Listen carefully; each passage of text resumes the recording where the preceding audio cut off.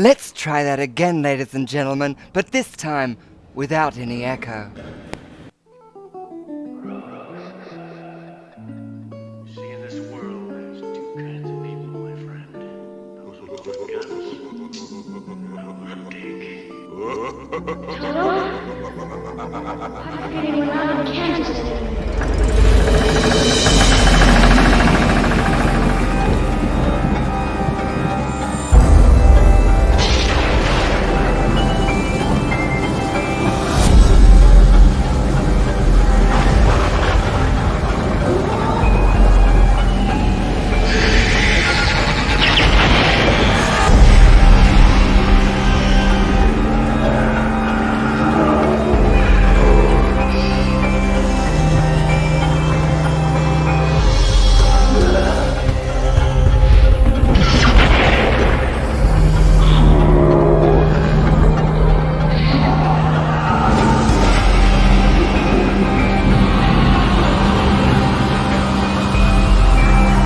Fasten your seatbelts. It's going to be a bumpy night.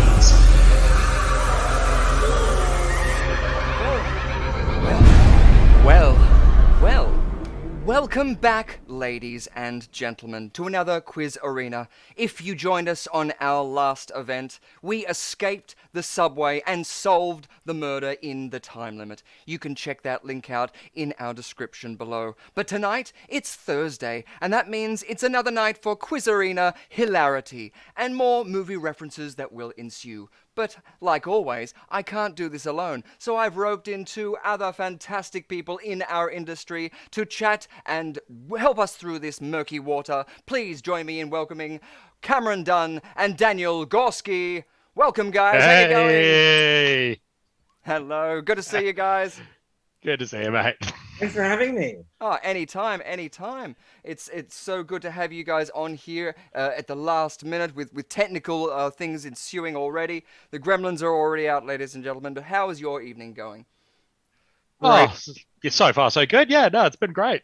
So far so good. I like the optimism. And how about you, Daniel?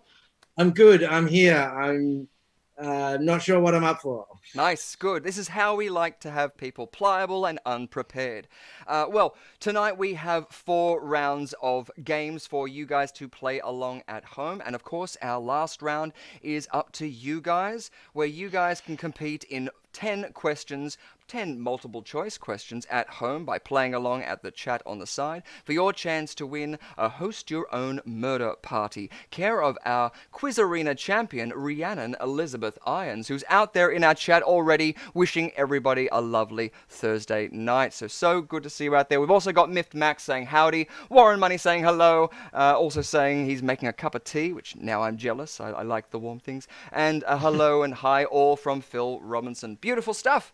So, well, without further ado, I'd like to introduce some of our guests, sort of things that they do in the industry. So I think if you'll indulge me, ladies and gentlemen, just while I find where I'm looking at again, we'll start off with you, Mr. Gorski, if that's all right. Now, our history has been quite fun because we've done a whole bunch of different things together, from street theater to I think it was like comparing at different events, or at least we've been doing different things and, you know, interacting with each other. But also, you have one of the skills that I have admired throughout my entire life, and I think a lot of people sort of overlook it. But the idea of manipulating things through physics, not necessarily juggling per se, but things like you do an amazing act with cigar boxes and I do a cigar box act, and I use ordinary objects in extraordinary ways. That's my tagline. Yeah.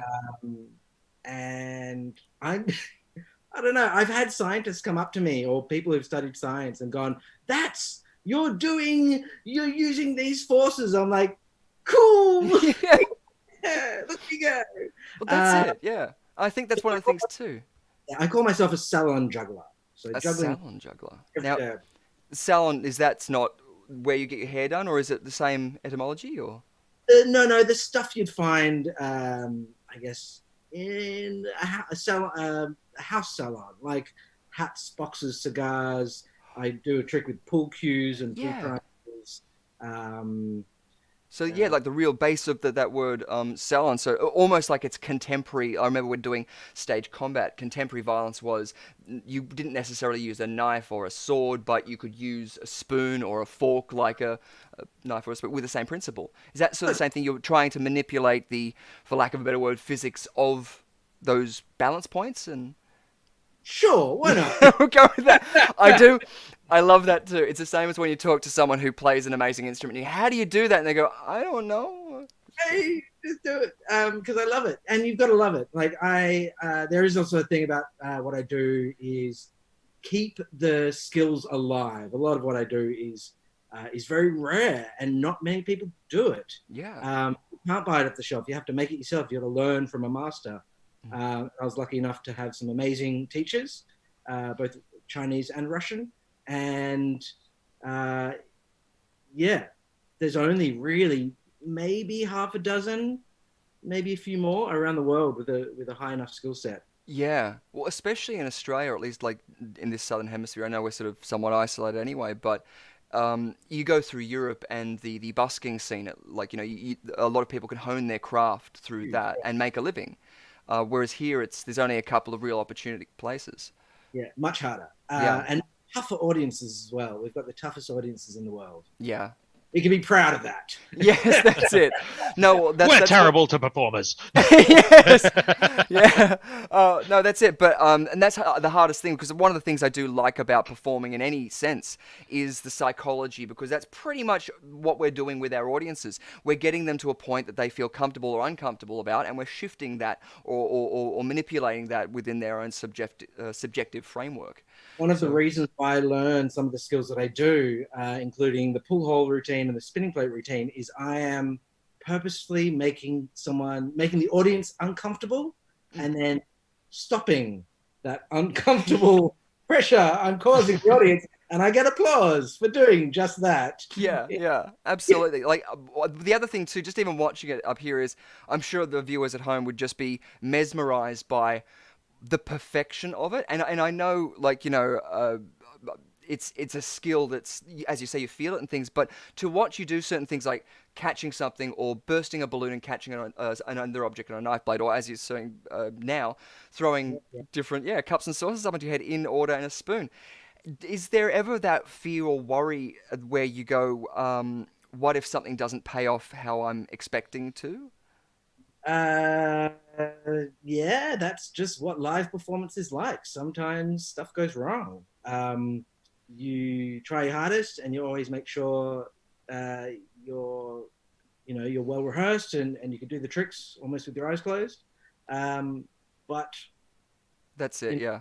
control all the elements, and I think that's why I find live performance a little bit more exciting than, say, working in television or movies. That's right too, because as well you have worked on TV in a kids show that was on. I play Django from Hoopla Doopla. That's right, Hoopla Doopla. So, yes, parents or kids out there may know. I don't know what kids will be watching at this late night, especially this sort of show. But who knows? The kids that will grow up will eventually surely know you. So that's fantastic. So yeah, and those skills as well, because that was another physical performance. Performance that you did. All onomatopoeias, and it was all narrated, so it can be in any language. And it looks great. It does. Beautiful bright colors. That's so cool because, again, I think a lot of the time people watch this because part of the admiration that with magic or with any sort of performance and skill-based performance that you're doing, they have that admiration because they wouldn't have, I think, the gall to attempt it just because of the attempt of failure within it. But like you say, it's not a fluke because you've trained and you've finessed that this is a skill base you do. Like I say, the videos that you've uploaded of you just training and trying to work on a certain act, you can see the progression through that, but also the physical toll that it's taking on your body to learn those and getting the kinesthetic awareness for your body too. Yep, totally. You've hit the nail on the head. Yeah. Cool. So I didn't want to put words in your mouth. Cool. Yeah. Awesome. Well, yeah, fantastic. Because if that's giving anybody else as well out there that little, kick in the tush to maybe take that course that you never sort of thought you wanted to do. Now that things are opening up again, it's the greatest opportunity to use those discovery vouchers, or even just to use those discovery vouchers on something else, just to give you that little bit of leeway to justify it mentally to go and do that and have some fun physically, because it's very important to keep physical as What have you well. got to lose? Sorry? What have you got to lose? Just That's go it, ahead. except weight. Yeah. Which, yeah, I guess I shouldn't be attempting it. But then again, eat enough chicken and you'll put it on. So, speaking Oh, that's about... what I can blame. I was about to say, yeah, segue to it. Speaking about putting different things on your face, at least, prosthetics and special effects, makeup effects especially, is something that Cameron Dunn, you are an expert in. So I'd love to, Yes. if we could, just for a moment, chat about that, if that's all right. By all means. Yeah, so I've been doing it for quite a few years now. Well, I say quite a few. I think it's like 12-ish or something like that now. Yeah, I've been doing that for a while, working with tons of great people. Always been great fun. And yeah, funny enough, when I first just started to do it, I went, oh yeah, I'll just learn a little bit of this just to, for the Either the 18 project or the... Yeah, well, just to learn yeah, the for technique. like the 18, 19-year-old, like, oh yeah, this crappy little film we'll throw together. Yeah, let's make it a little bit better. Yeah, that's it. And then I learned a bit of it, and I was just like, this stuff's pretty awesome. Yeah. It's fascinating how deep you can go, because even the photos that are just up at the top there, the skin peeling, and it's just that like thin membrane, I think is so impactful. Especially like Shadow. The Shadow is a film I love, and there's a sequence in it yes. which he peels his face off. In a mirror, and he's somebody else underneath. And I loved the way that they use that, both with practical effects, but then also just the quick cut. Yeah. It's and that's one of the things that's always good. No, and especially having a good cut with it. I mean, I think one of the biggest problems is always usually going into the room, especially a meeting before a production. They're like, oh yeah, we want to do this, and you start getting worked up with them, and you're like, yeah, let's do this. Yeah, that'll be awesome. I'll do this and this, and all this stuff will be absolutely amazing. And then when it's finished, I go home and then go, how am I actually going to do half of what I just said? Yeah. Oh no, how am I going to make it pay off? Yeah, and so, then there's the solid hour to set aside, put my head in my hands and go, oh God, what have I done? Oh, it's so cool. Well, I only had a very, very limited sort of like experience with it when we were doing Prison Break Live. We were sort of had to do our own makeup, and we had a very quick crash course in blood, stipple sponges, no prosthetics, but we did use rigid collodion. And I was wondering, yes. Is that something that's is that part of the arsenal, or is that just like sort of? Oh more yeah, I think I've got some in my kit, but yeah. well, either that or I need to buy some more. Oh, you're not going to believe this. Oh, On my desk. hey, right there, yes! It's the exact same bottle I've got too. Awesome. For people at home that aren't aware, rigid collodion is similar to a glue, has a very sort of nail polish smell to it. But when you wipe it on your skin, especially in sort of like more pliable areas of your skin, it'll pull the flesh into itself when it dries. So it gives the effect like a healed scar. And would you be saying that this is what they would use for a Harry Potter scar? Maybe not necessarily the Hollywood version, but if you were doing it for Halloween? Yeah, so if it's something that's like personally, especially for that area, because the forehead moves a lot, I probably wouldn't recommend it, and get something you can kind of stick on there instead, because yeah, like I said, if it's the biggest weakness of collodion is like the second it's in an area that moves a lot, it starts breaking apart and so forth. Yeah. Yeah, which is needless to say, I learned that one the hard way quite a few years ago, and so I was just sitting there being like, oh no, it's falling apart, I've got to take it off, put it back on, take it off, put it back on. We used to have, this is probably more off-air banter, but when we were doing Prison Break, we were always pushing the limits of how close we could go to the eye or our lips with the rigid collodion.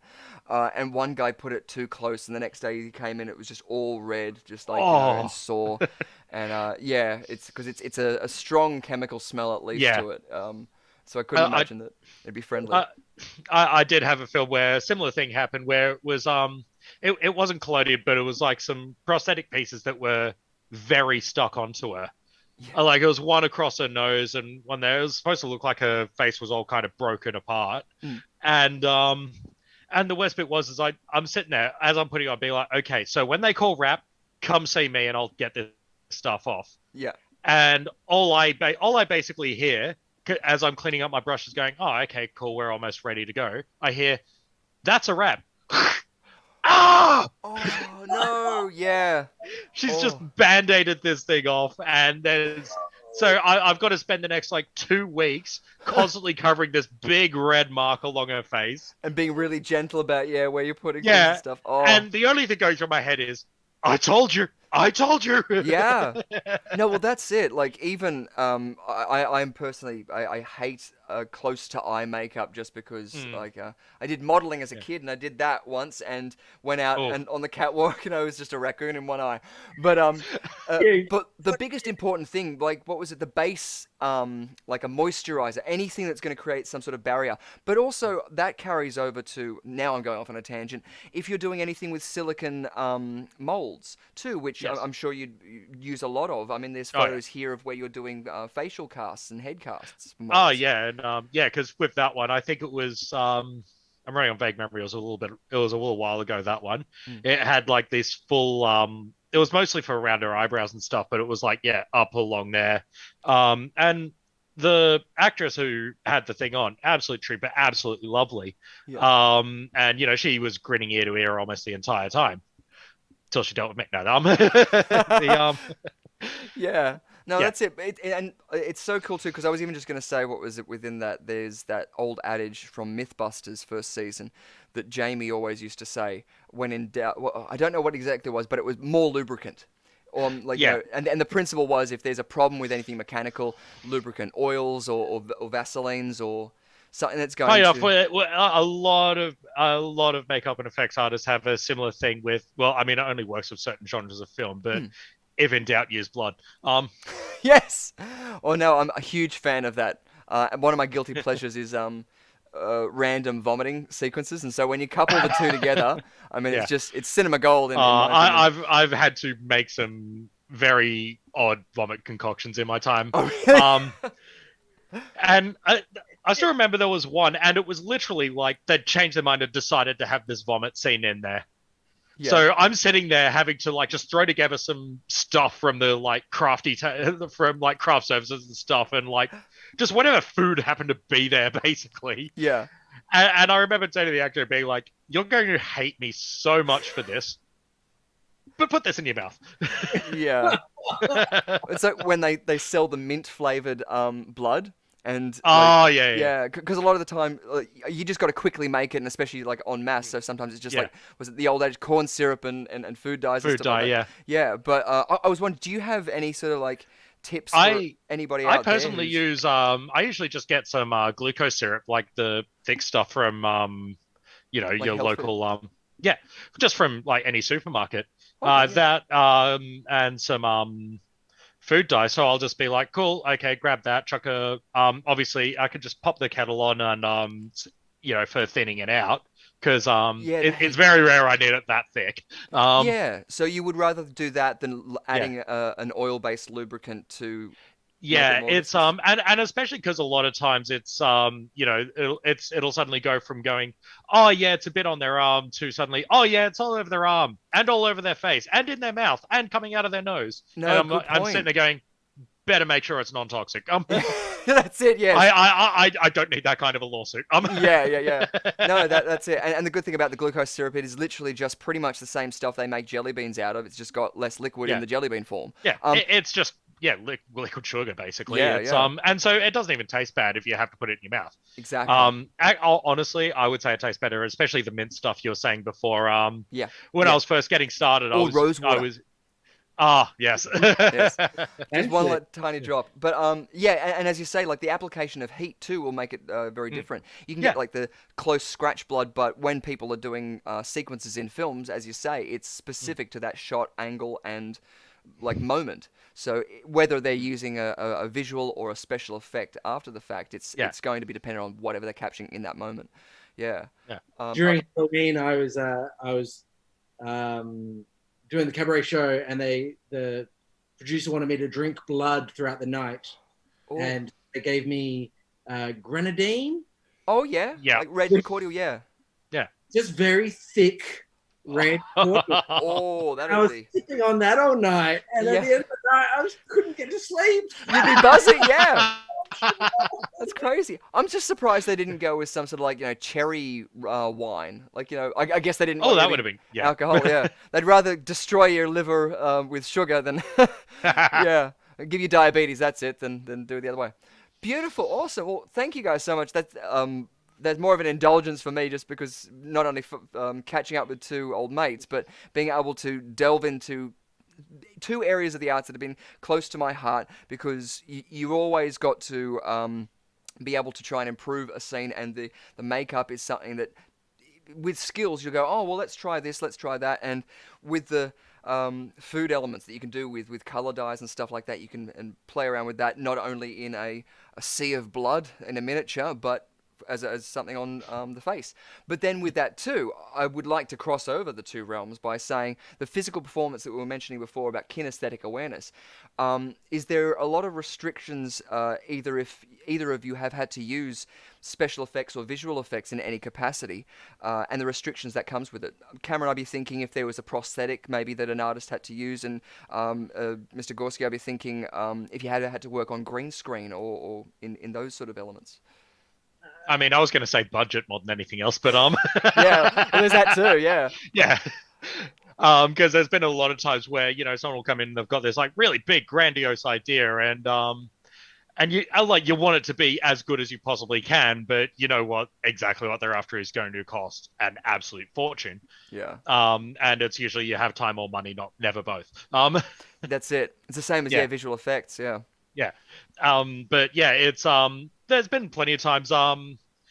Actually, there was a film I was on not too long ago, and it was I had this whole really great thing. It was a guy gets his throat slit and his blood just sprays out everywhere, I had a full blown air compressor set up for it and everything. Wow. Yeah, so it was going to be like heavy duty into this guy's face, basically. Yeah. And then we got there, and we don't have an extension cable long enough to be able to hook up the air compressor. Oh no. And I was so geared, so excited, so prepped for it. And skipping over the fact that everything that could go wrong with this thing was going wrong with it. So there was a little bit of relief on that we had to improvise. And the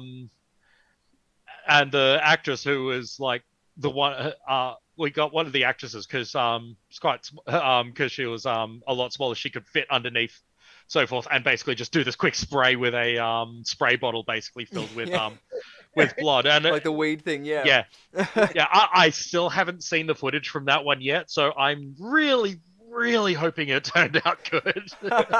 Awesome. That's so cool. How about you, Mr. Golski?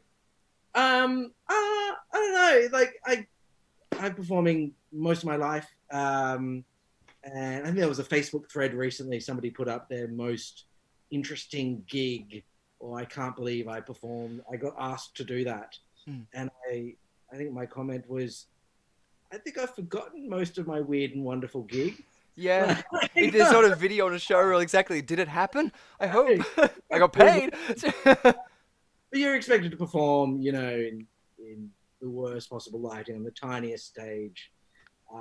But I suppose I've made my career out of being able to step on those stages and give them a kick-ass performance. Yeah. That's it. Yeah, because again, like the biggest thing is that first step. What is it?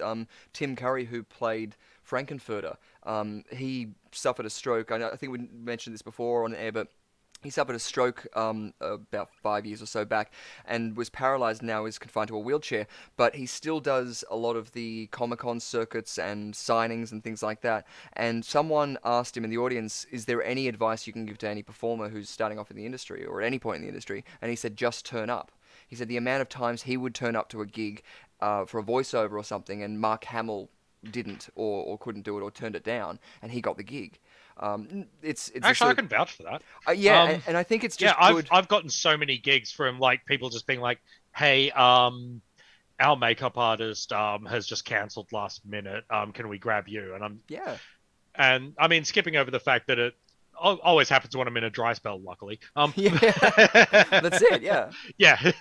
but it's always too. It's that idea of going that will build further, like, connections too. Yeah. Yeah, but It gives you the reputation of being reliable. It's exactly, but it also Yeah. takes that onus off you of the responsibility of doing a good job, if that makes any sense. And obviously we all we all do, but a lot of the time, like, Can't be a given. the reason that I bring it up is because, again, like, I'm sure that there'd be people out there in the chat that could vouch for some of the things that you've seen Mr. Gorski do would be something that you would be going, I don't think I could even do that even after 10 years of practicing just that solely. So I'm saying that for a lot of the people, that first step of going or answering that phone call or anything is just the ability of going, what if I fail? Forget about that, just turn up. They'll decide that. Fail? Yeah. What if you don't? Like, who cares if you fail? Like, That's it. the process of juggling and learning these skills Yeah. is to keep going. Yeah. And failure is part of the process of learning. So Exactly. don't let it get you down. Yeah, wish more I maths think teachers I think would I've only listen. ever had to be that guy one time, and it's because I was literally hit by a car on the way to set. Oh, jeez. Yeah, and it was just that was not fun, and even the director still won't let won't let me like, and anytime I've spoken now, she's just like, yeah, because you didn't turn up that time. I'm like, what was I supposed to do? Pretty valid reason. Yeah. No, that you show them the photos and they just think that you've, like, it's all prosthetics. Awesome. Actually, that is a good. Oh god, that would have been a nightmare in high school. I knew how to do this stuff. I'd have never been there. Yeah, no, that's it. I mean, you've seen my organization here. Beautiful. We'll just do a couple more shout outs to the people out there in our chat. We've got Phil Robinson saying, always loves prosthetics. Ever since Tom Savini's makeup books were around, but no way to study the art in Tasmania. Phil I think it's his Robinson's- birthday today. Is it Tom Savini's birthday? I think it's today. I could be wrong, but I think it's today. If it is, this is the reason why we got you on. Oh yeah, no, that was totally the reason. Let's find out. Oh god, now I've put myself on the spot now. I'll quickly find a whole bunch of things. Oh, it was yesterday. Yes. 3rd November. But no, fantastic shout out because... Wait, no. Factors in American time. We're safe. We're safe. No, you're right. Yeah, absolutely. Yes. Yeah, so 1946. Tom Savini as well, who those of you who don't know is an amazing makeup artist, prolific for so many things in Hollywood, but he's also been in films as well for, what was it, Dawn of the Dead, the original version. He was also, I know him as Sex Machine from Dusk Till Dawn. Let's face it, he's iconic in that. That's it, and and just to mention that. But it's such a cool character. I loved his character in that, and the way it sort of like goes through, and so good. Beautiful. Oh yes, we got a thanks from Rhiannon Elizabeth Irons saying that the Shadow. Yes, he's looking for it. Yes. Well, the Shadow knows. That's why. Yes. And what was I it? get that reference. Warren Money adding in there where there's always time for lubricant. Exactly. Is there though? Yeah. Phil Robertson saying the split pea soup. Now, I did a sketch on stage when I had to do a lot of emceeing, and they were sort of time fillers. So I used to do a lot of Monty Python sketches. So I don't know if the viewers out there or you guys actually might know the Crunchy Frog sketch. Are you familiar with that? It was on their radio show that they did before they did it. I don't think they only did it live action on the stage at Hollywood Bowl, from my recollection. And in that sequence, Terry Gilliam plays a mute or a silent character, and he takes off his hat because he's got a bobby helmet, and he vomits in it. I played that character because he puts the hat back on his head, and all the vomit comes down and goes in his eyes and stuff like that. I loved it because it was, again, like we were saying before, that silent character and playing the lower status. Yeah, I love to hear the crowd react to that sort of stuff. It's so good. So do you have something that, like, you mentioned before, like, that there was that special request with blood, but what's your sort of split pea soup? How would have you done the Exorcist moment? Oh, I mean, funny enough, I can't put it any other way. There really isn't a better way than how they did it. Yeah. Safe like, bet. Yeah. I'm just, as you're saying, I'm just sitting there thinking, is there anything I could do differently to that would? No, I think you're right. Like, Yeah, the chunks in it were good size. Yeah, it's and that's one of the hardest ones. I mean, I usually find like, especially when I've had to do any kind of vomit scene since, it's usually funny enough the one that seems to go up because, especially because usually it's someone throwing up into a toilet or something like that. Yeah. The one that leaves the nice bits that will stick to the side of the bowl. I know what you mean. Yeah. It's Well, I was even thinking that oily, the separation of oil. Sorry, now we're getting into probably a discussion that we should just be having privately about the. But yeah. I was also going to say we should probably stop talking about vomit because Rihanna Elizabeth Irons just puts down pizza and says she's done. So, which I guess is good news for everybody else who's wanting to play. Our quiz, she's our QUIZarenaLIVE champion. Well, oh no, it depends. How does she feel about porridge? Because that's one of the main things I usually use. Perfect. Yes, awesome. They're tricks of the trade. I don't want you to be giving away all your secrets, but I do love that because, like I said, rice cream is one that I. Yeah. Oh yeah. Yeah. Myth Max says once made a short film with some friends and made fake blood. Learned very quickly to take taste into account. Yeah. Exactly. Yeah. Especially if they try and use an oil like a vegetable oil or something like that. And as you yeah, say, no, like I recommend do not use oils, but like yeah. It like I said, I find syrups work better than oils with that kind of stuff most of the time. Yeah, I mean, some people like, plenty of people like, oh, use chocolate syrup. I just don't like the color, so I don't. But Yeah. No, well, that's it too. And then, like, you got that whole thing, as we were saying, shot by shot, the sequence in Psycho, because it was black and white. They could have used the chocolate syrup, and so had a better sort of feel to it. Have you seen High Anxiety? Sorry, I just saw the what in did they pantry say? and tosses out porridge. Yes. We're so this is probably right when everyone's eating. I'm not going to be having porridge anytime soon. That's it, yeah. Exactly. Well, because I was going to say, I wanted to move on to, as well, to back to the show that you did, the kids show, Mr. Gorski, because it was very similar to a show that, was it called Lazy Town? There was a villain character in that who was a lovely guy, so I've read about, and passed away from, I think, cancer complications and things. But he was an amazing physical performer, but his characterizations and his gentle, the way he played a villain was, I think, so unique. Are you familiar with that show? A little bit, just having a look at the color spectrum. I think it came out a couple of years before Hoopla Doopla. They were very conscious to kind of move away from that. So. Yeah. No, well, that's it. The Hoopla Doopla style, because it was very iconic to its own sort of unique thing, whereas the Lazy Town had its own gimmick with the puppets as well, like, being so inclusive with the fitness and the splits. Oh, my God. But do you have a particular style? I know that we've discussed clowning a lot before, and our favorite clowns as well, and you've said about the Russian stuff that you've learned. So is there something that, like, just because we've got enough secrets out of Cameron, but want to pick your brain about some of your favorite performers in circus or the arts that you do? There are so many to name, just in Australia and around the world. And the funny thing is, I've got so many friends in the circus community, and I was thinking about this recently. I've never seen them perform, yet I know they're good, just having known them for a long time. Yeah, and it was like, I've never seen your act. I've never seen yours either. Yeah, like, oh, that's interesting. Yeah. I do. Like, I know you're good. Yeah.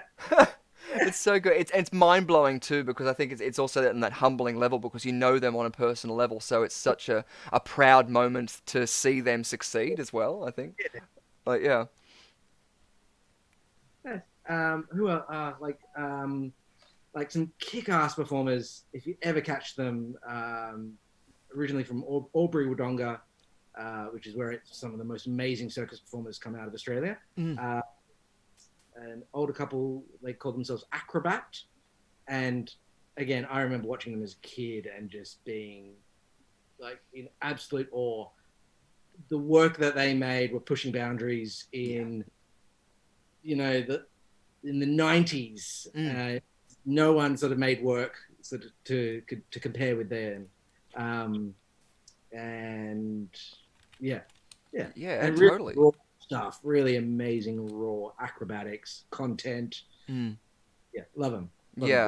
It's brilliant too as well because, like even before mentioning the fitness and things like that, it gives people that optimism too to get energized. Whether or not it's something that like yeah they're gonna get up and do 10 sit-ups, they just might get out of their chair. You know what I mean? It gets them excited. It gets that serotonin.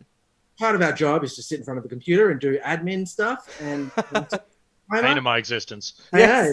Set yourself a timer just so you're not in front of the computer all day. Get up and juggle. It's great for the brain. Really, yeah. So good. Brain. And it's a skill too because we're always doing that anyway in our lives. We're having to juggle mentally anyway.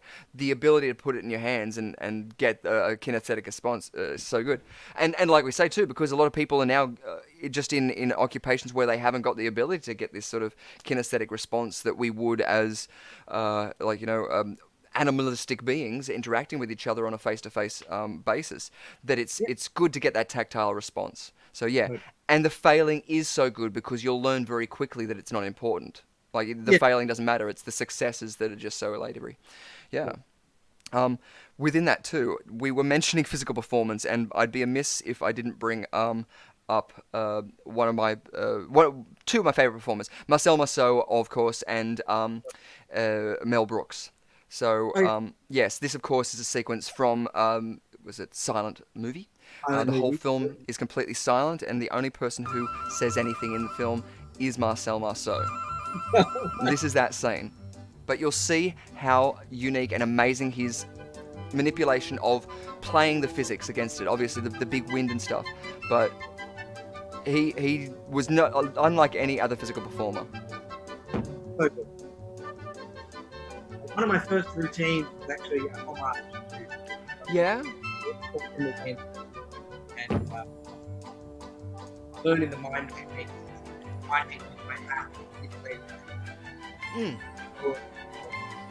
Yeah.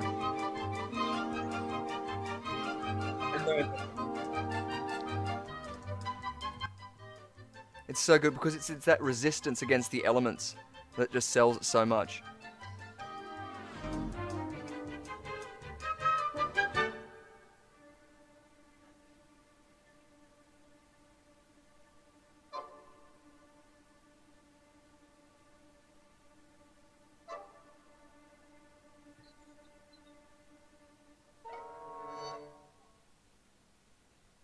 No. The only line in the entire film. It's so Jesus. good. Ask him to be in this silent film and he says no. Don't know, I don't understand French. Beautiful. And of course we had Marty Feldman as well in that scene, and Dom DeLuise. And the other man who I was just about to say, and it's not Don Lane. But that's a good question that you guys can answer out there in the audience. Who is the other guy there? If I go back to the shot, you'll be able to see him. He's another famous comedian whose name does come to mind, and I know him from, what was that? It's a Mad, Mad, Mad, Mad, Mad World. Do you guys know his name? Of course, Warren Money's put it down there already. It is Sid Caesar. Sid Caesar. Yes. One in the bed. Yes, another amazing performer. So good. And History of the World Part 1 too. Another fantastic film. Yeah, History of the World Part 2. They did? I think they were talking about it. Okay, because that was where I was just about to go. I was about to say, and they need to make one. News or something like that. Yeah, he wants to make it. Okay, well, I'm going to look at that off air. Just so I do that. But yes, no, they need to do it. It's good to be the king. Beautiful, awesome. We'll have a couple more shout-outs to there. Miffed Max says, I always loved a good blood fountain. Warren Money carrying up with that, saying, didn't that happen on Friday the 13th with Kevin Bacon's death? If I'm right, was that the one where he was stabbed through the neck, I think? No, I think the one they're talking about is when it has the blood spray on the face, similar to what I was saying before. Oh, I see. Yeah. Yes. Spaceballs 3, The Search for 2. Yes. Yeah. The sequel to Spaceballs 2, The Search for More Money. I love it. Beautiful. Rhiannon Elizabeth Irons, his stroke was in July 2012. Thank you. That was Tim Curry's stroke. Pretty sure it was. Hard to believe it's almost 10 years. Yeah. It's so many things. It's always terrible when you see someone after a long time. And it's just like, it's been that long? It's crazy. We all miss him on screen, I think. But it's good to see him. You can still see him going around in the Comic-Cons. They had a recent video of him signing Rocky Horror Picture Show memorabilia in front of 3 large screens playing it, and different things that he was in. Legend as well was on another screen too. He did appear in Let's Do the Time Warp Again, the remake of Rocky Horror Picture Show. He was the best thing about it. Yes, yes. I like reading out people's comments because it's me reading out someone's comments, and it's not necessarily my own opinion. But yes, I know the version you're talking about, and I'm pretty sure that's the one he was playing the criminologist in. My favorite version, if we're just going on a tangent with that, for Rocky Horror Picture Shows, besides the original film, my favorite version is the 2015 version, I think it was, where they had Stephen Fry as one of the narrators. Baby Spice was one of the narrators. The guy from Buffy was one of the narrators, and Repo, the generic opera. But the guy who played Frank in that was just brilliant. Really, really good performance. Trying to catch it. I didn't even know they remade it. Yeah, it's more of a 25th anniversary or something, but it's on stage with all of the heckles and everything, and Richard O'Brien as well is in it. He ends up it's one of my favorite moments in it when he sings the last outro for Superheroes. And crawling on the planet's face. Oh, it's beautiful. Because he sings it, and in the film, it's obviously said by the criminologist as spoken word.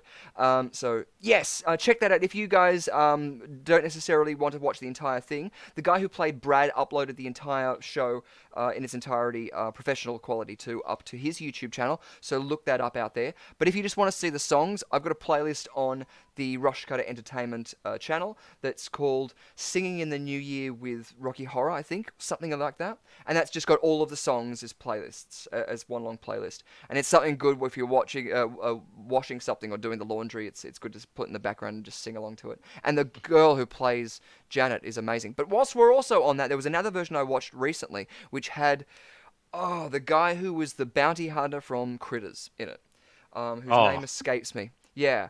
But him playing Frankenfurter. But so good. It's a different. Every time you see people playing iconic characters like Judas Iscariot from Jesus Christ Superstar, Frankenfurter, and things like this, how they portray those elements of this responsibility and how they're dealing with that responsibility, I think is really, really interesting as well, because you've got a higher status character with Frankenfurter in comparison, just to that analogy, with Judas being what I guess could be argued as a lower status character, at least in the story. Beautiful. Still has occasional voiceover work, Tim Curry does, which is so good to hear. I wasn't too sure if he was, but that's so good. And is there a live remake? And I'm assuming you are talking about Rocky Horror Picture Show. There are numerous different remakes. The one that Rhiannon Elizabeth Irons is referring to there, Let's Do the Time Warp Again, was a version, I'm pretty sure it was like when they did the Grease Spectacular one in Paramount Studios. It's more like a special event where they film something in controlled environments. Similar, actually, to how we're doing it tonight, in a live broadcast sort of thing. So everything's planned and rehearsed, but it's got that same feel. If you do like musicals as well, another massive tangent that I will get back to the plot soon, but Shrek the Musical is probably the best version of a musical that's been filmed on stage. So it's a stage production, but they filmed it professionally. So you've got cameras on the stage capturing the up-close reactions, and the cuts are done for a film audience and stuff like that, because obviously every time you're going into a close-up, you're telling the audience where to focus on, whereas on stage you're in control of that, and that's usually where a lot of the medium differences lie. But because DreamWorks produced that and made it a big scale production that's now available out there to everyone, it is the best musical, I think, that's ever been put on film. Whether or not you like the musical itself, the production quality in it is hands down how they, I think, should be doing every Broadway musical. Just as a record, like, I haven't seen Hamilton, but I would love to see, that version. And Spamalot. I mean, Tim Curry was in Spamalot. Yes. Yeah, he was King Arthur. So that version, to be able to see that, and I'm sure there are copies out there, because I've got over here a poster signed by Andrew. Lloyd Webber. No. Anthony Waller. The other one? Yeah, Anthony Ah. Waller and Caroline O'Connor. Sorry, I wanted to Yeah. get the name right. But it's Man of La Mancha, and that's one of probably my favorite musical, just because of the production and how it was done. And that's the most important thing. When directors do these different productions, if they can put their spin on it, it becomes a unique thing. So we need to capture that in a bottle, especially now that we have all of these things available on our phones at the ready. But do it in a legitimate way so that obviously everybody can reap the benefits. And I do mean everybody, because we want to be able to see it. I was a musical theatre kid growing up. Oh, and, great! Yeah. And one production I was in as a teenager was Man of La Mancha. Mm. And, Oh, wow. and at a young age, a very young age, I was kind of typecast a little bit as a clown. Wait, who did you play? What was it? I played Sancho. Oh, okay, cool. Oh, Because I was gonna say, I could see you as a Don Quixote, like, you know. Or no, as in, I could see you as Cervantes, and because that was really what like struck me with that musical, the way Cervantes has to play every character, and you see him suffering. Because technically, at that time, historically, I'm sure that you know this about Cervantes. He had like, I think it was like multiple different diseases, like malarias, all this sort of stuff. He had like a gangrenous broken limb, whilst the ship that he was on, which he was imprisoned on, he had to fight off pirates on the ship. So he had a fucked up sort of life, and all of this during the time of the Spanish Inquisition. So that was the reason why he wrote the story of Don Quixote de la Mancha. That it's not the original version of the book, but we all know Don Quixote and that great story. Have you seen, speaking of that, have you seen Lost in La Mancha with Terry Gilliam, the Terry Gilliam film? I haven't yet. It's on my things to watch. Oh, it's so good, because it's like a documentary, but it's Johnny Depp, Terry Gilliam, how they're trying to make the film, and the guy who plays Don Quixote is just lovely. It was the Murphy's Law, the cursed movie that could never get finished. Yeah, even for Orson Welles. Mm. Yeah, there's like B-roll footage which has sort of like been thrown together on YouTube that I've found, but it's a shame because you want to see what that could have been. But then they did end up, Terry Gilliam did end up making it with Jonathan Pryce as Don Quixote, and Adam Driver from the Star Wars movies and Marriage Story and things as Sancho. So one of the things I loved about that is the flipping of those elements too, because obviously in the original stories, are you aware of the Baron Munchausen stories as well? The similar sort of old sort of moralistic poems that were sort of in newspapers and stuff like that, but about this larger-than-life character. Check that one out. That's another Terry Gilliam film, the Baron Munchausen. Eric Idle, Robin Williams, heaps of names in it. But yes, that was where that Sancho character came out about. And recently in a QI episode, I saw they were talking about, their question I think was, how would you make sure someone wasn't dead in this certain time period? And they did all their silly answers, but the answer was you would throw them up into the air in like a sheet. You'd toss their limbs into the air, and like there was cases apparently where it had worked and revived people. Many reasons this could have been, because if he dies, you beat the wife, you beat the widow. So this is what I mean. If you look at the adage of where it came from, it's probably just the idea of someone wanting to get out of a marriage, most likely. Then you've also got the plausible thing of people passing out or having comas or having this, and the possibility of jolting the heart. It's happened with people who've suffered heart attacks and ambulance that have crashed and it's re-jolted their life back to there. But Sancho, in one, I want to say 13 because it's flashing me in the head, but I'm not too sure. One of the books or stories, he does this. He to get out of a tab in one of the inns that they're staying at, I think he fakes his death. Yeah. So they take him outside and they throw him up in the air, and he wakes up going ah like that, and they say now you got to pay the tab. So yeah, it's all roundabout, it's all circles, it's all Ouroboros, ladies and gentlemen. Beautiful. Apparently, there's a quiz. Apparently, don't know about it though. What was it? I'm just gonna see if we can get through. Yes, we got a yes for the Crunchy Frogs. Puts down pizza again. We've got something in for Rhiannon Elizabeth Irons tonight. She can't eat food because every time we do, we're mentioning some sort of thing escaping from our body. We're waiting for her. Yes, that's it. The second she goes near it, we start. Yeah. Rhiannon Elizabeth Einstein says she's done Grease more times than she can care to admit, and she still loves it. Do you have a favourite musical, Mr. Gorski? Do I have a favorite musical? Yeah, or maybe like a guilty pleasure even. Mine's Xanadu at the moment for some reason. There's a song that I reckon I'm going to be playing at a cabaret at the Vanguard coming up, and I just love singing it. And if it ever sort of comes over my iTunes, I just kind of crank it up. Yeah. It's by Michelangelo and the Black Sea Gentlemen. It's called Formidable Marinade. Ooh. And it's a little bit disturbing. It's a disturbing song, but just sung beautifully. Yeah. And I learned it on ukulele, and it brings me joy every time I sing it. You know? Awesome. Yeah. That's so good. It's like was it Steve Martin putting a piece of cake in his shoe? It's so good. Just to always have that in the back of his mind. Nobody expects the Spanish Inquisition, Phil Robinson throws in there. Rhiannon Elizabeth Irons says she also likes Chicago. All that jazz is perfection of an opening number. Absolutely. That sequence with Catherine Zeta-Jones especially, I absolutely adore.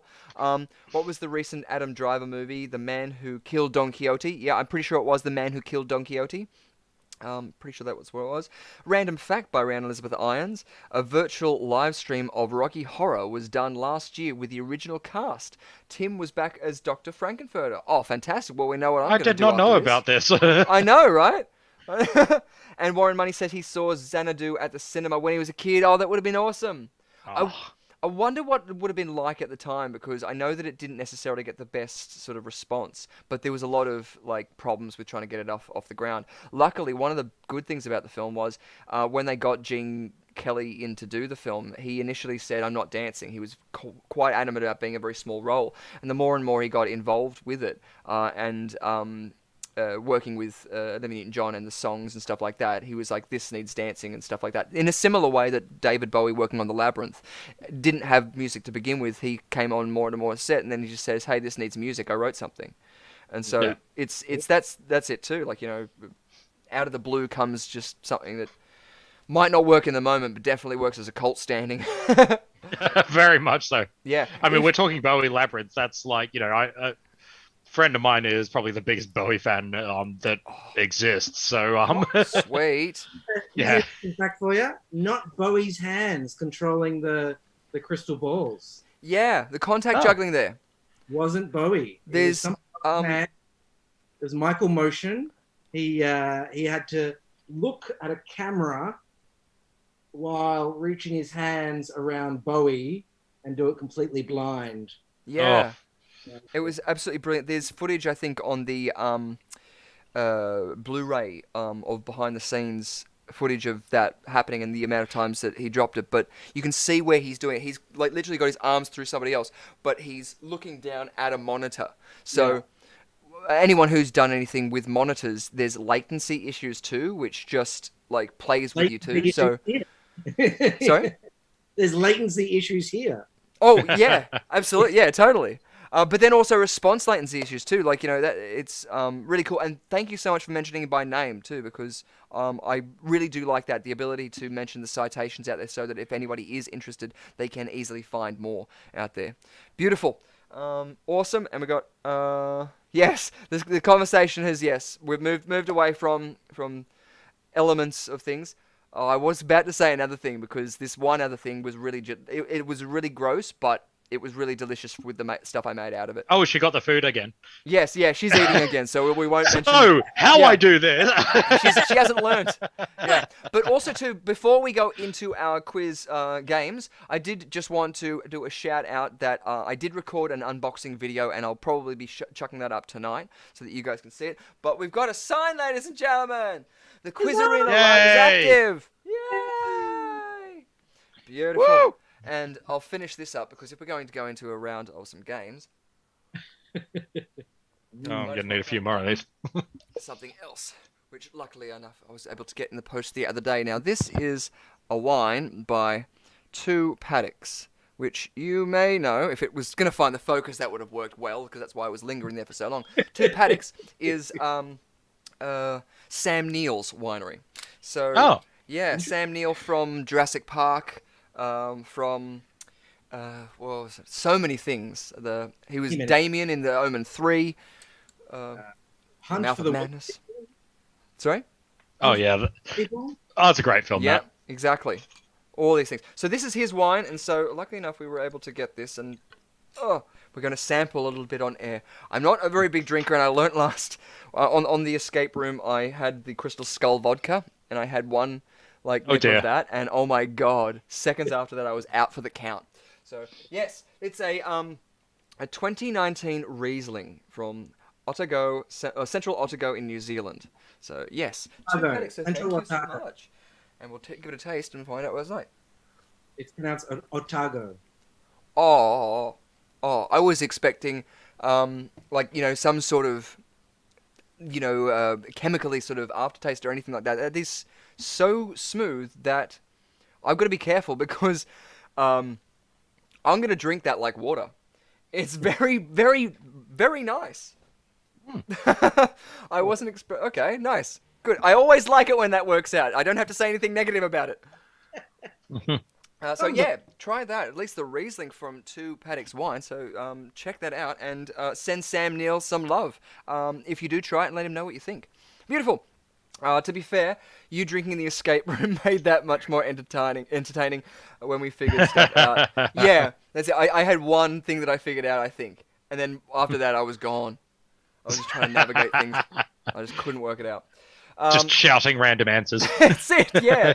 Which I'll probably end up doing tonight right now too. So, beautiful stuff. So we have our rounds of questions now. I'm not too sure. I think I have to fix up the prize wheel, but I know, Phil, you enjoy it. So our prize wheel out there. At the moment, we only have 2 up there, but I'm just going to share the one that we now have because we also have 2 other ones. I've added to our player's choice. Oh, that's why I didn't... Wait, I have to close this. I haven't had to spin again. What am I doing? How can I do this? That's my favorite one. I don't know what's happening. I know. That's all right. Just believe and it will work. Beautiful stuff. Okay, good. So, we are going to reel from the alcohol that I have consumed and didn't expect it was going to hit me again so quickly. And in doing so, copy and paste that there so that now we have our new wheel. There we go, our new wheel. Yay! Awesome. So, our choices are, we've got monster mashups, we've got viewer's choice, which you guys get to choose which one you want us to play in a poll. We've got Spicks and Specs. We've got Spin Again, my personal favorite. And we've got chicken or egg, which of course is which came first. And of course we've got player's choice, which means that you guys can choose. So does any of those out there tickle your fancy, make you want one more than the other? How many times in a row do you think we can get Spin Again? You want Spin Again? How many times in a row do you think we can get it? Every time it comes up, I take them off, yeah. Because otherwise it would be every time Spin Again. Just full hours worth. Spin again, spin again, spin again, That's spin it. again. Yeah. What I wanted to do was see how there's like that. I want to add more in there so that there's more options when it ticks by and we're not watching 30 seconds of it being in the same field. So I wanted to just put a Spin Again in between all of them. Just so it's just like, yes! But that would mean that every time we'd probably be spinning again. So, yeah, we'll have a go with that. But, yeah, so you want to land Spin Again, Cameron. Awesome, fantastic. What about you, Mr. Gorski? I'm intrigued by the chicken or the egg. Ooh, nice. Well, usually we do ask everybody, and for those of you who have played it at home, it is a biological question. So it's not a philosophical question, this one. At least that's not where I'm coming from for it. So if we were going from a biological perspective, I'm sure everybody else out there knows, but which would come first, the chicken or the egg? If you're thinking evolution. Oh, egg. Definitely egg. Exactly. Yep, because the egg would need to give birth to the mutation that then would generate offspring. Yeah, well, I mean, whatever the predecessor of a chicken was, would laid the one that became the chicken. Exactly, yeah. But also, too, the question automatically sort of psychologically puts us into the box of insinuating that egg-laying creatures are what we're talking about, but we're not. If we're talking about biology, technically we had tree DNA in us. So the idea is that obviously in humans we still have eggs that are laid and things like that and fertilized in the process. So it's the same thing. Like, you know, whether it's a tadpole or whether it's a dinosaur, an egg will happen. Beautiful stuff. Second monster, yes. So Warren mashup, awesome. I like it. It's already happening already. So if we land on the viewer's choice, we're probably most likely going to be doing a monster mashups. But what about you, Mr. Gorski? Oh, we got your choice, didn't we? Yes. Oh, yeah. Of course. Sorry about that.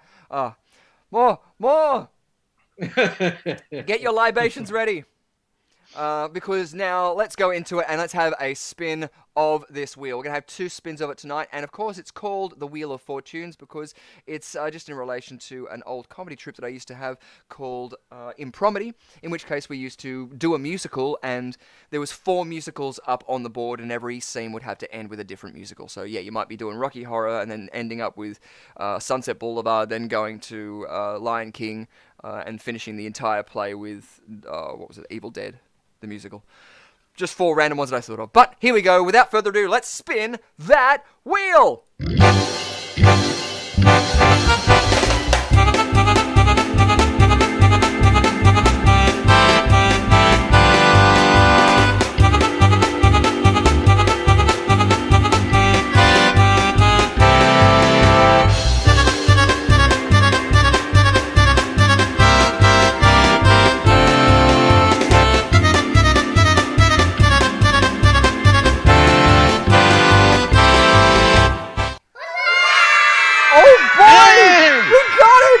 God, amazing, Gavin. Can you imagine? It's so good. We got Why does spin this again. never work with the lottery? I know, yeah, right? Exactly. That's why we need to play Bankman Burn in Hell so we can get that ESP going. Beautiful. So we're going to remove that one. We're going back up there again, and now we get to dance along at home with Spin Again.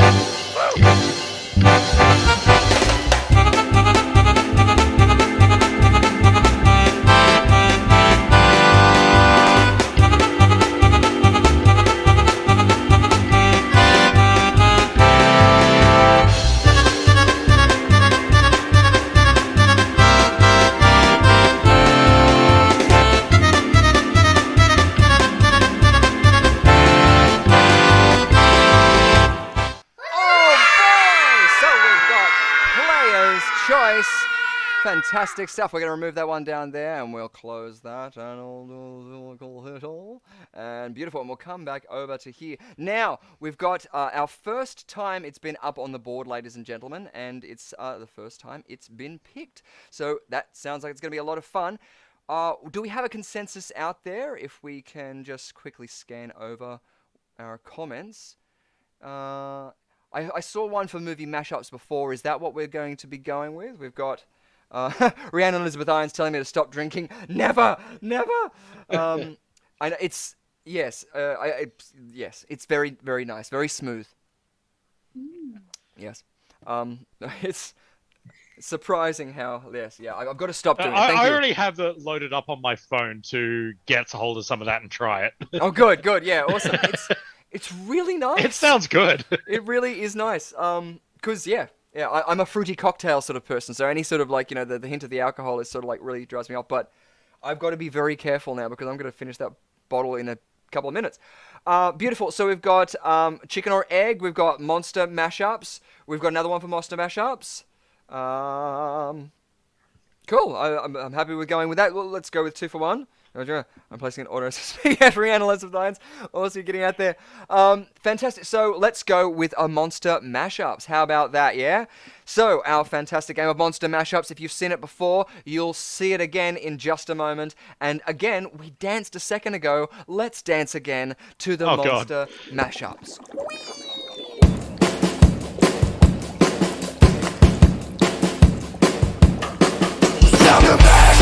It's how the monster mash, the monster mash. When it's a graveyard smash, it's how the mash. Be caught all in the flash, it's how the mash. It's how the monster mash. Fantastic, awesome. So our first game off the bat. Actually, I'm gonna give Cameron. I'm gonna give you. You said that you wanted to land on spin again, so I'm gonna give you a point because that's magic, pure magic. Yay! Beautiful. So the way that we play monster mashups, if we're going to this game, you can see that there is part of a poster that is up there, yeah? At the moment, it's just a small area of the screen. So if you would be able to guess what horror movie this was, then you would get 4 points for it. But it's been mashed up with Disney characters. So we're going to give you a point for the Disney film, the Disney character, and hell, I'll even give it to you for when it came out. Oh Jesus. I know, right?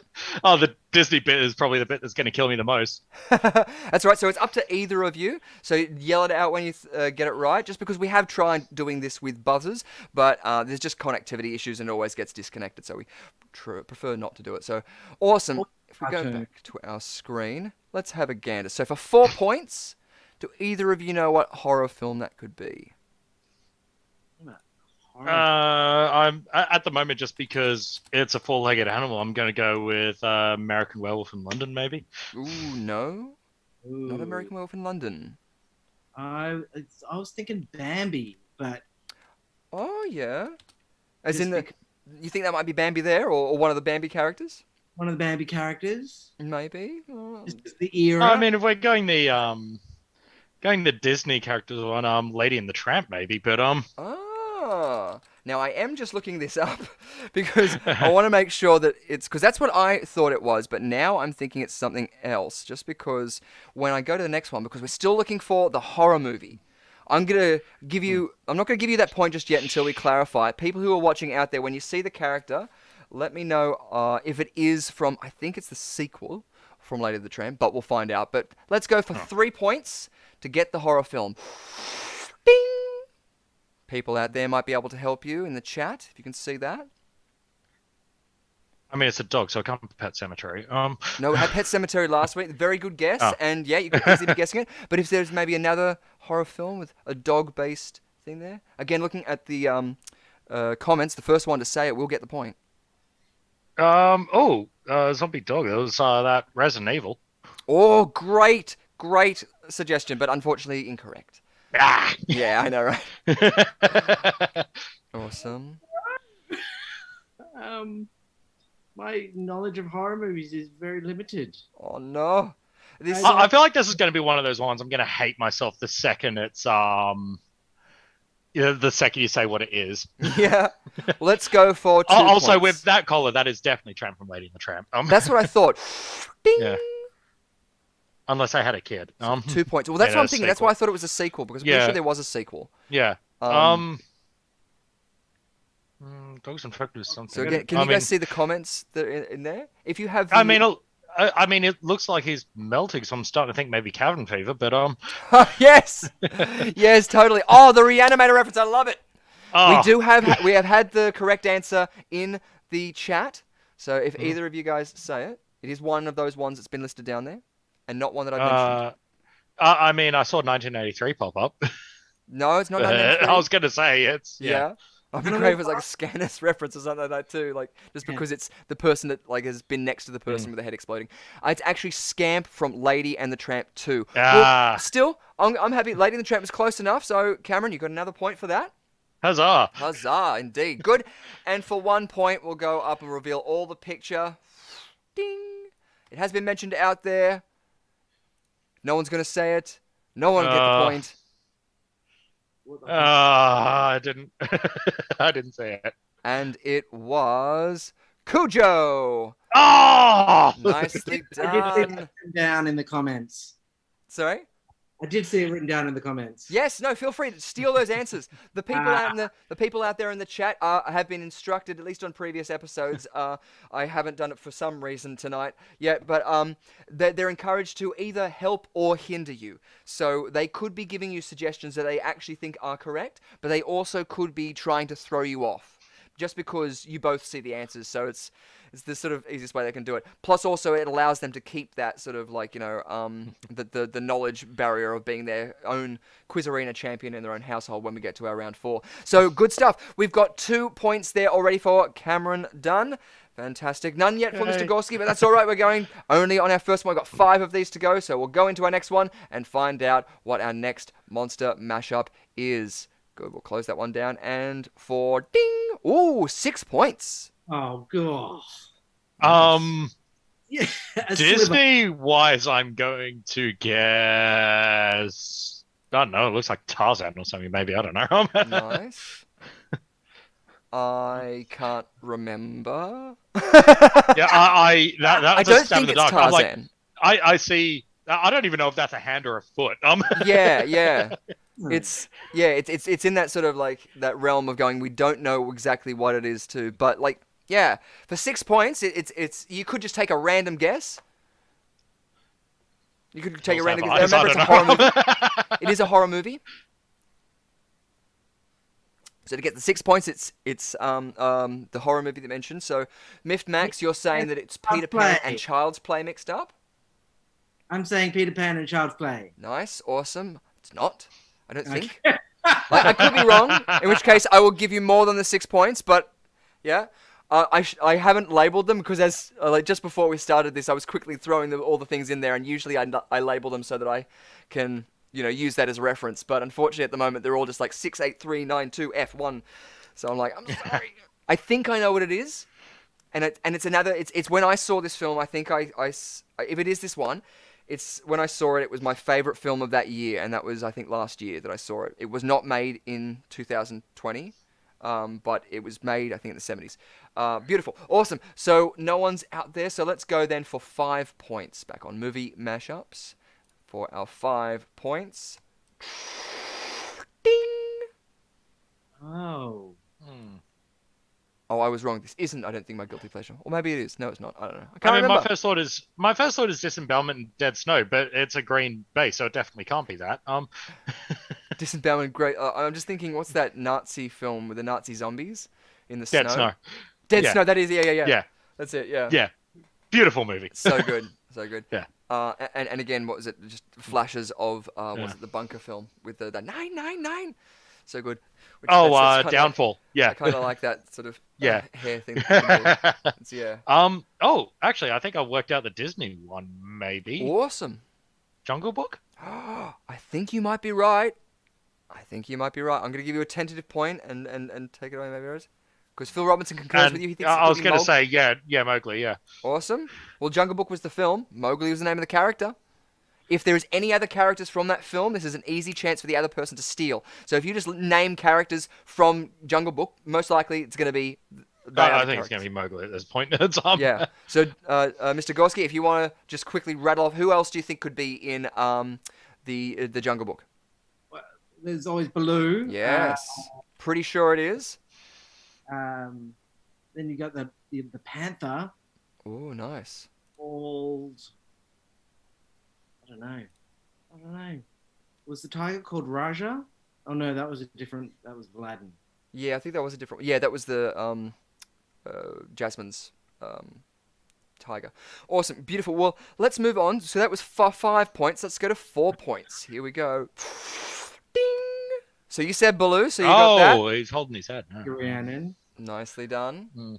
Good stuff. So I'm not too sure if there is anybody else in there, but yes, if you do mention any of the others, and we are finding them there. Like last week, what was it? Rhiannon Elizabeth Irons saw that the candlestick when it was the movie poster for The Thing, but Belle was holding the candlestick of Lumiere like a flamethrower on the upturned head of the Beast. And I'm just trying to think every single movie involving decapitation. My God, there's a lot. I know, yeah, isn't there? So yeah, I'm just saying. I looked at my first thought was like, Evil Dead, because that has a lot of them. Yeah. Well, that's it too. It seems as if they seem to be seeing their nude as well with it. So I'm assuming that would play into it too. Mm. Got Miff Max saying trick or treat or trick or treat. Hmm. Try to defend that one. Trick or treat. The son of. Oh, Matty. Beautiful. Okay, getting Warwick Davis as the leprechaun again. Yes. Yeah. What was it? Oh, he doesn't say "swallow me gold," but I'm imagining the Evil Dead saying crossed over with the leprechaun saying. What is he saying that? I just remember when they're just gone overboard and it's like Leprechaun number 5 or whatever, and they're in space, and it goes like the logical conclusion of all horror films, space. Yeah, of course it does. It's why. Yeah, and I just remember they hit him with this ray, and he gets bigger, and the first thing he does is just look down his pants and just goes, "Yeah, big is good." Oh God. So of that time. It was a different time. Beautiful. Oh, yeah. So 6, 5, 4. This is for now 3 points. We'll give you a little bit more. Ding. Awesome. What is that horror film? We'll see. I'll have a quick read over the comments and see if anyone's mentioned it out there. Someone has mentioned it out there. Or Angela. No, technically Peter, not Angela. iPod, No, no. not Angela. Not Miss Lansbury. Who Oh, again was in a picture of Dorian Gray, which or Portrait of Dorian Gray. I can't remember which one it is, but absolutely beautiful voice and stunning when she's young. And the characters she plays is so tragic. Oh, great story. They're doing that at STC at the moment. Green Inferno? Oh, the Green Inferno. I like that. I haven't heard of Anaconda. that. No, It's an Eli Roth one. It's gory as. this is. I was correct. This is the guilty pleasure that I had. That when I saw it, even though I had seen other horror movies that were made of this film in this year, when they asked me what was my favorite horror film of this year, this was my favorite horror film of 2020 or 2019, whichever one it was that year. So good. Let's go into it, and we'll see if we go for now. What was it? 2 points. This one. Ding. Not necessarily doesn't help you, but the smile maybe if you haven't got it yet. Definitely helps Rhiannon Elizabeth Irons out there.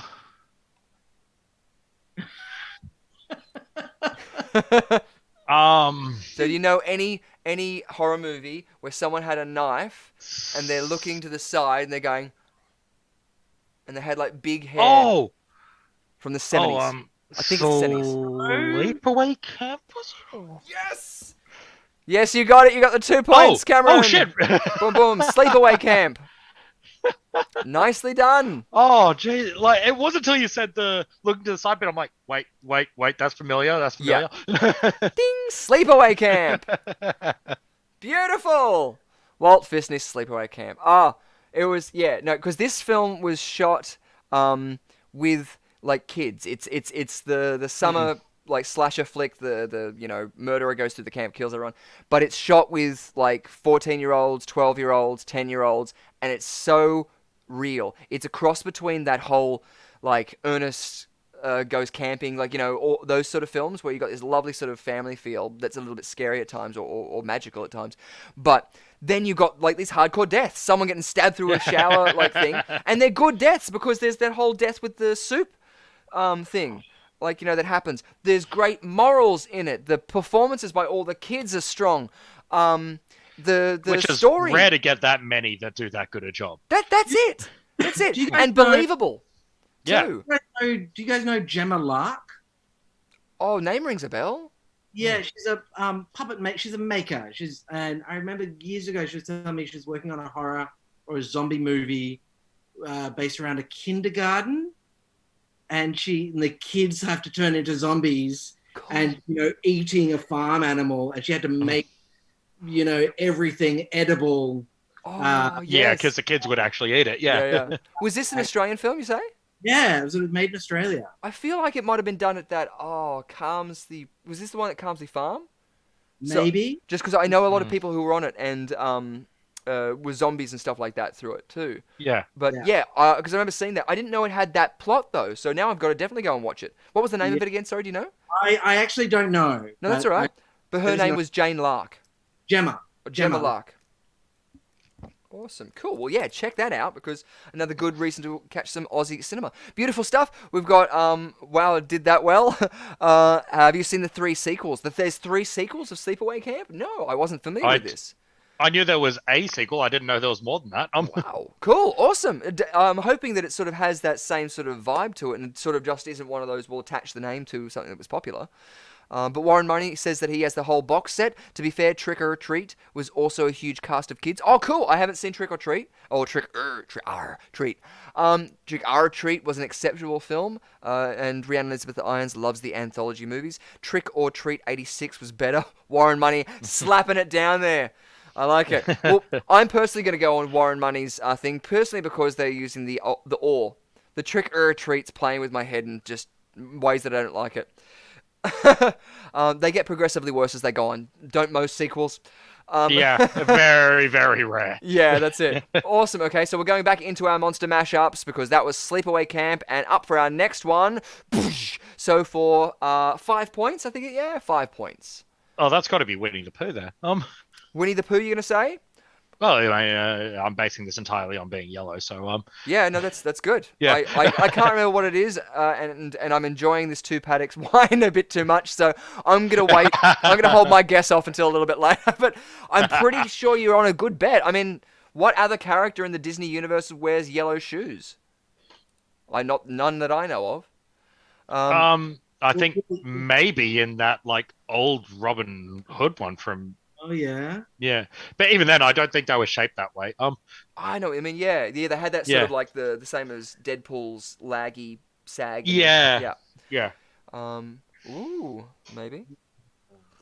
Um, So we're looking for the horror film for 5 points, and any reference for the Disney references, you will get 1 point. And also, too, any other trivia and facts that you guys have, I'll also award that with points, too. And I'm also not beyond, like, compliments. Especially now I'm getting plied with alcohol. You're looking very dashing today. Richard, you beautiful man, give me points. Oh, wow. Well, no, I was going to say I'm taking 1 point off Cameron for his pure audacity for breaking the fourth wall and destroying the illusion. So, Mr. Gorski, you get 2 points. Yes. 2 points for that lovely little thing there. Beautiful. Awesome. Oh, so good. Oh, I'm flush now. You've made me blush.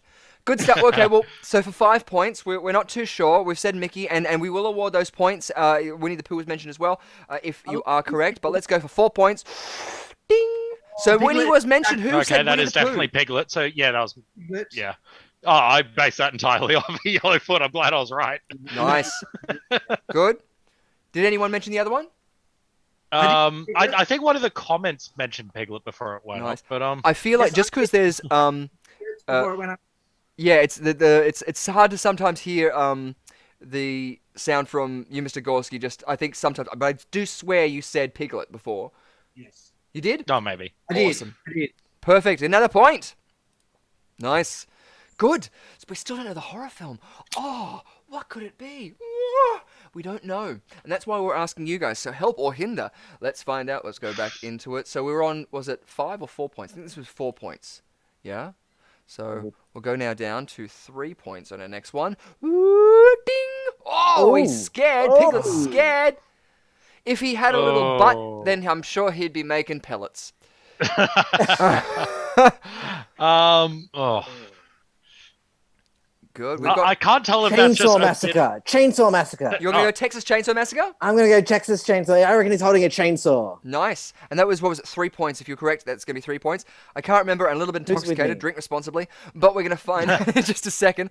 Phil Scream? Oh, thinks yeah. it could be Scream. Well, you also said Scream then. So if it's either of those, you get the 3 points. And you can throw it in because I think we're going to reveal it now. So Cameron, if you want to mention another one just in case. Oh, jeez. Good one. I mean, I'm gonna go with Phantasm because it was mentioned. I like it. Just because it's been mentioned about 8 times now. Yes. Okay. Well, let's find out and reset that transform. Phantasm. I honestly thought it might have been. Thank you so much. Comment. So, 3 points for Cameron. I honestly thought I wasn't sending you a bum steer on that one. I'm so sorry, Daniel. I honestly thought it might have been what was it? Texas Chainsaw Massacre. But Phantasm, yes.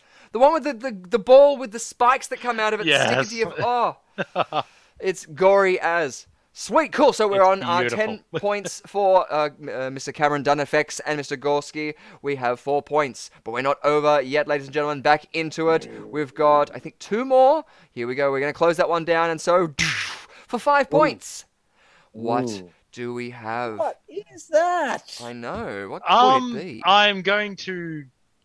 Oh, I'm really guessing on this one because it. I mean, naturally, a kind of brownish lump. I was thinking something else entirely at first, but Smurfs. yeah, that's Smurfs. totally what it was. Cool. I don't know, I'm Gargamesh. thinking maybe Fantasia type of thing. Oh yeah, Fantasia. Yeah, Awesome. like the whole Mickey Mouse thing. Nice. Yeah. Cool. Awesome. I'm going to say Scream again because it Nice, could you're be gonna say the Scream. Yeah, I hate to say it, but I think you I might be feel right. like you on might be that right. one. I'm not too Yeah. sure, but we did say what was his 5 points. So let's just reveal the Yeah. next one to see if I can remember what it is. Ding! Oh, It's not Scream. Hellraiser. Oh. That's definitely Hellraiser. Awesome. And You didn't say anything. You didn't say Hellraiser, did you? Mr. Gorski? No, I did not. No, the Thank second you I for saw your that honesty. box, the second I saw that box, I'm like, no, it's over. It's over. Yeah. So 4 points. Nice. But any of the characters. So it's not Gargamel. It's not. It's not It's, Mickey. it's Mickey. It's not Mickey. I don't think it's Oh, Mickey. okay. Mickey. I was going to say it's got to be one of the red. Ooh, The yes. dwarves. The 7 dwarves, Yep. maybe. Oh, Yeah. it's going to be the silent one. Which is? Is it Dopey? I think the. Nice Yeah. done. I think you're Yeah. right. Let's reset Yeah. because we got the name of the film. I'm pretty sure that's all that's in there. Nicely done. Yeah. Hellraiser. Now, what's the name of the character that Hellraiser is? What, Pinhead. Pinhead. Nicely done. Yeah. And another point. I Nice. should have known that one. Yeah, I know. You got to jump straight onto it. I'm sorry. I wish. Nah. Because otherwise, if we did have the buzzer and it worked, then we wouldn't have this problem. And I wish it would work, but I'm still trying to work out those kinks. But at current standing, we have 5 points for Mr. Gorski, and we've got 15 for Mr. Cameron Dunn. And we will have the chance of making these points up. This is our first Come round on, still. in. Yep. And Cameron. our last one, we've got one last one for our movie Monster Mashups for 5 points. Ooh. I mean, the worst bit was is the second I saw those legs, the first thing that popped into my head was He-Man. Then it's definitely not that because it's not Disney. Peter Pan, yes, Peter Pan. Ooh, I'm we got saying the it. Peter Pan. Nice. Peter Pan. Peter Pan. Yeah. I like that. I can't think of any that's actually humans with that. Yeah, I just remembered where they are in my box, so I can actually look them up. I'm just gonna quickly see if I can try and. No, none of these. Which one is it? They're looking pretty short. That's a short. I'm just trying to think who wears like really short. Maybe Hunchback of Notre Dame. Ooh, I could see that. Yes. Yeah, I was gonna say because I was just sitting there thinking like, Ah, nice. who else is like a manly man in Disney things? Because it's like outside of that, it's like what Gaston from Beauty and the Beast. It's like, Yeah. No, nice, and cool, yeah. yeah. Awesome. Oh, I was about to send you on like another false turn, but I'm not going to. I'm gonna try and be nice. It may have been one that you guys had mentioned before. Oh, fun. Yes. For 5 points. But I don't think I've heard you mention any of the characters or the Disney film yet. So, that was for 5 points. Let's move it up to 4 points. Ding! Awesome. People out there might be helping you at home. Okay, Hey, yeah, it's definitely Quasimodo. Quasimodo. Nice. And, oh shit, what was the girl's name? So you got a point, Mr. Gorski. Jazz. What was the name of the film? What, Hunchback of Notre Dame? Hunchback Or of- yeah. yeah. That we got that far. I'm just trying Like, to think technically, you what, both didn't complete that title, so I'm not going to give either of you the point for that one. what the Hunchback of Notre Dame. There we go. Awesome stuff. Ah. It's a game where you got to jump onto it and be an asshole. Awesome. Good. Awesome. And so what's her name? The people out there. Esmeralda. Awesome. Nicely done. I'm reading it. I did. Yeah. I will admit, I give all credit to Phil Robinson now. I read that one. Yes, they are helping. I was sitting there thinking it was something that began with J. I was thinking G. Yeah. I was like, is it Jezebel? Is it? That's what, yeah, I was thinking not Yeah. Griselda, but something like that. Yeah. Yeah. Perfect. Good. Awesome. So we still haven't Now got the the horror film horror. yet, though. So that was by 4. Oh, I mean, it's it's Texas Chainsaw Massacre. That's the shadow of a chainsaw right there. I said it was for 4 points. 1, 2, 3, 4. Let's reset it, because otherwise I've committed already. And it's Texas Chainsaw Massacre. Yes. And of nice course, one. Quasimodo's playing who? Leatherface. Nicely done. Yeah. Leatherface. Good one. Beautiful stuff. Nicely done on our game of monster mashups. Wiggly arms. Whee! Yay! Awesome stuff. With Mr. Gorski with 6 points and Mr. Cameron Dunn FX on 22 points. Ooh, Oh, nice. Doing Jesus. well. I'm doing well. Yeah, it's a tough game, but who knows? Some of these other games you could get points taken off. So, things still could be Oh, cool. happening. I will sacrifice all my points. Oh, that was. Yeah, so I wanted to implement a couple of new rules, which I'll mention probably again before we start our round 4. But if you are a previous winner of the previous episode, we are going to restrict you from coming first in the tournament, just so that it's we let other people have those prizes as well. We don't want to have one person winning each week, but we don't want to deter any of our players from playing along. So you still can play, it's just that you won't be able to come first. But we really encourage you guys to play along and invite your friends, family members, brothers, sisters, anyone who has a device at home can easily just play along on their phone by playing along with the link to the YouTube video, so this live stream. Beautiful stuff. Good. Yes, aimed at you, Rhiannon. It's real specific. No. And tonight, Phil Robinson. So yes, because of course he won our fantastic prize from Ascends Chocolates, which was a $60 gift pack for our Halloween Quiz Arena event, which he won skull pops, mash cakes, and all that sort of stuff. And we also had Yas Skeen, who won our virtualescaping.com their chance to play their own escape room. And we're going to be playing another one just before Christmas that hopefully I would love to have both of you guys along to play if you're available and free. It's going to be called Expedition North Pole. It's a Christmas theme, and so we're going to be mixing in Christmas with The Thing, hopefully. And we're going to try and survive that. And it's the hard one, so... it went really, really well last time, and everyone had a lot of good fun, and me and Rhiannon were the only two drinking, so hopefully we weren't too much of a burden, but we would love to have you guys there as well, so I'll be sending you an invite for that, if you look out for that too. Nice. Good. Awesome. Well, without further ado, let's go into another game, if you'd like to. We'll go into another game of our Wheel of Fortunes. We'll bring our wheel right back up here again, and we'll give it another spin. That's right, ladies and gentlemen. The Wheel of Fortunes, where we still have a viewer's choice, and we still have a Spicks and Specks, a chicken or egg, and monster mashups. Oh, that's right, that was your choice. Well, if it lands on monster mashup, let's just say it's a spin again, because hell, it's my show, and screw you. Do what I want. Yeah.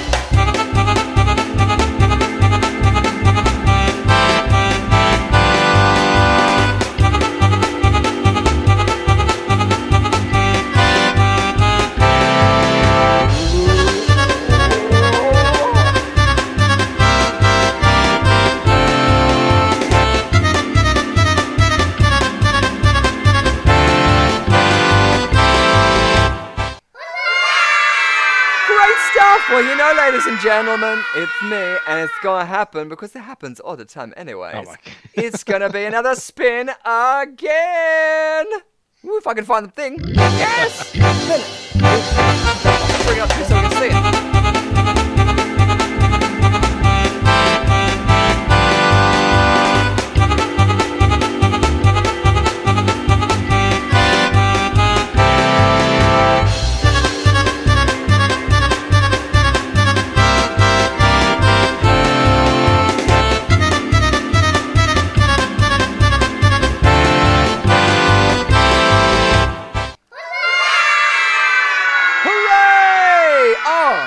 Fantastic, ladies and gentlemen. We've got a chicken or egg. So it's a good thing we asked the question before.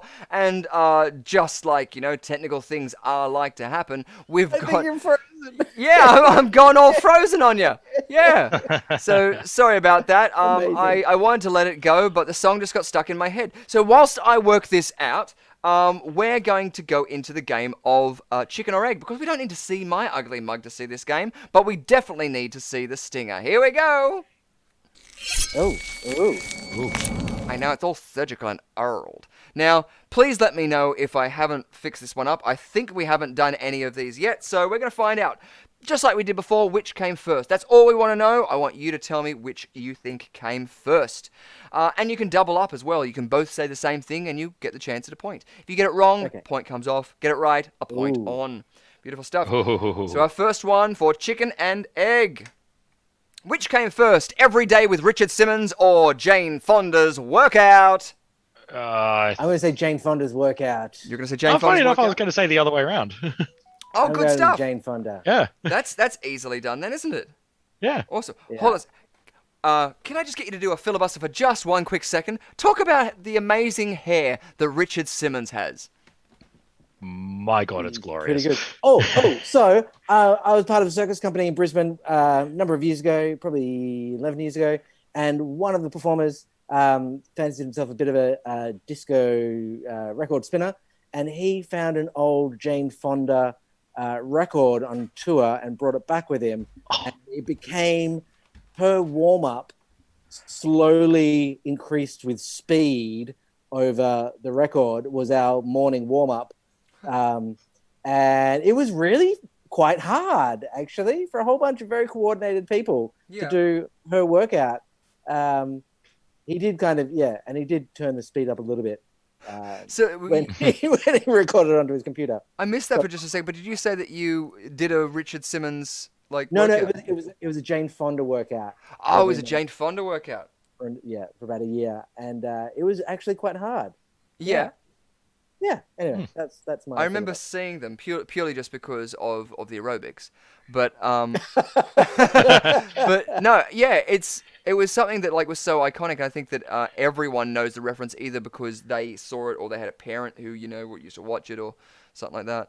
I think a lot of times it's even somewhat like someone's seen a show that referenced it or something like that as well. Yeah, no, that's it. True. Especially Richard Simmons. Well, I was just about to say because Richard Simmons is definitely one that's always out there. Hold on. Yeah.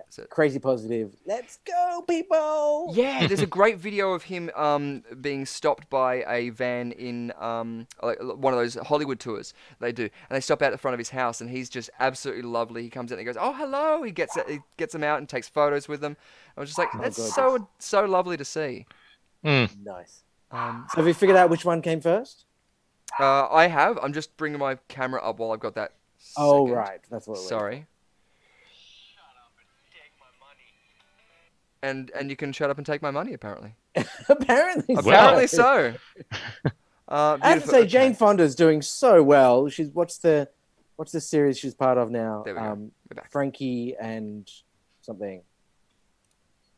I'm not too sure, but she's been in so many films, an amazing and still going. Yes. So awesome. So you're going to say, sorry, who said Richard Simmons was first?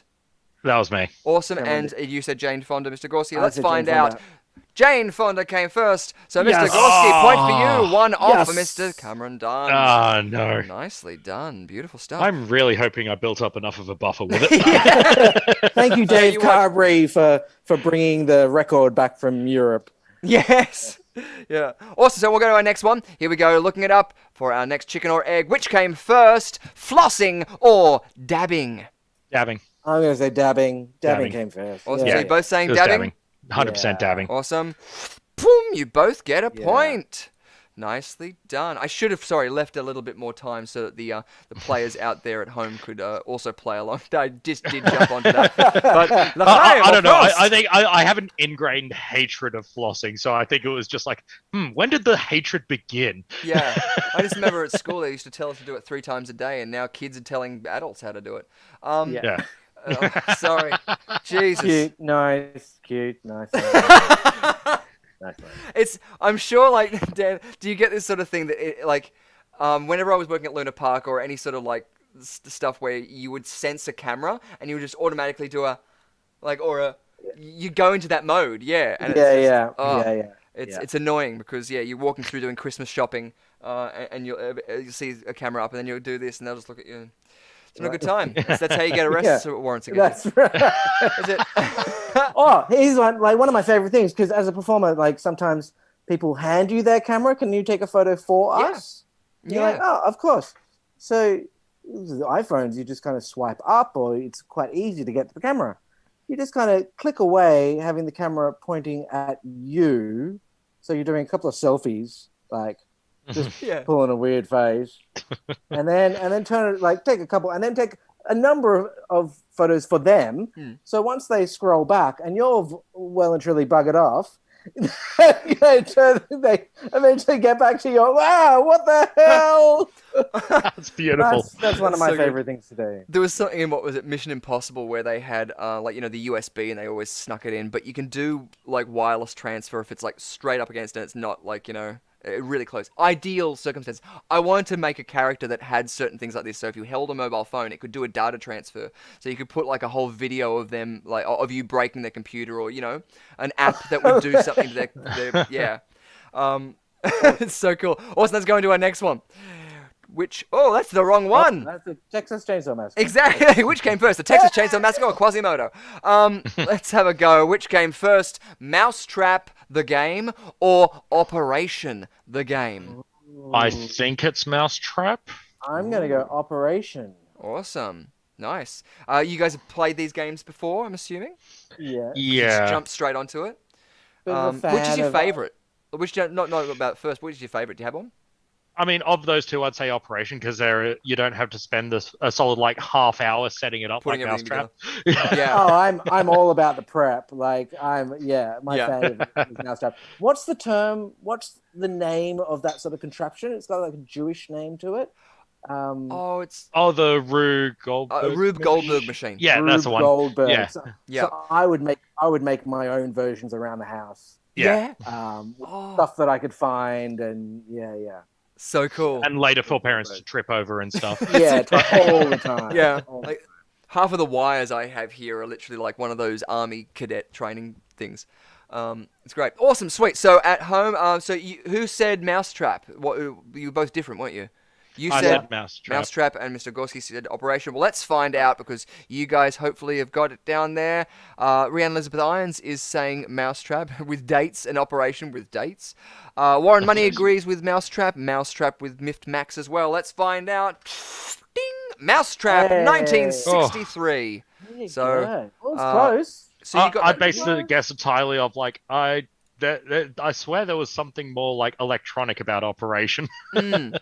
Yeah, and the whole buzzing. That was thing. my entire guess. That's how I based it. Although I'm basing my operation on the fact that back in the day they did have electronics, but Mm. Well, like yeah. actual electricity. Like back in the day, you could get a bit of uranium to play with.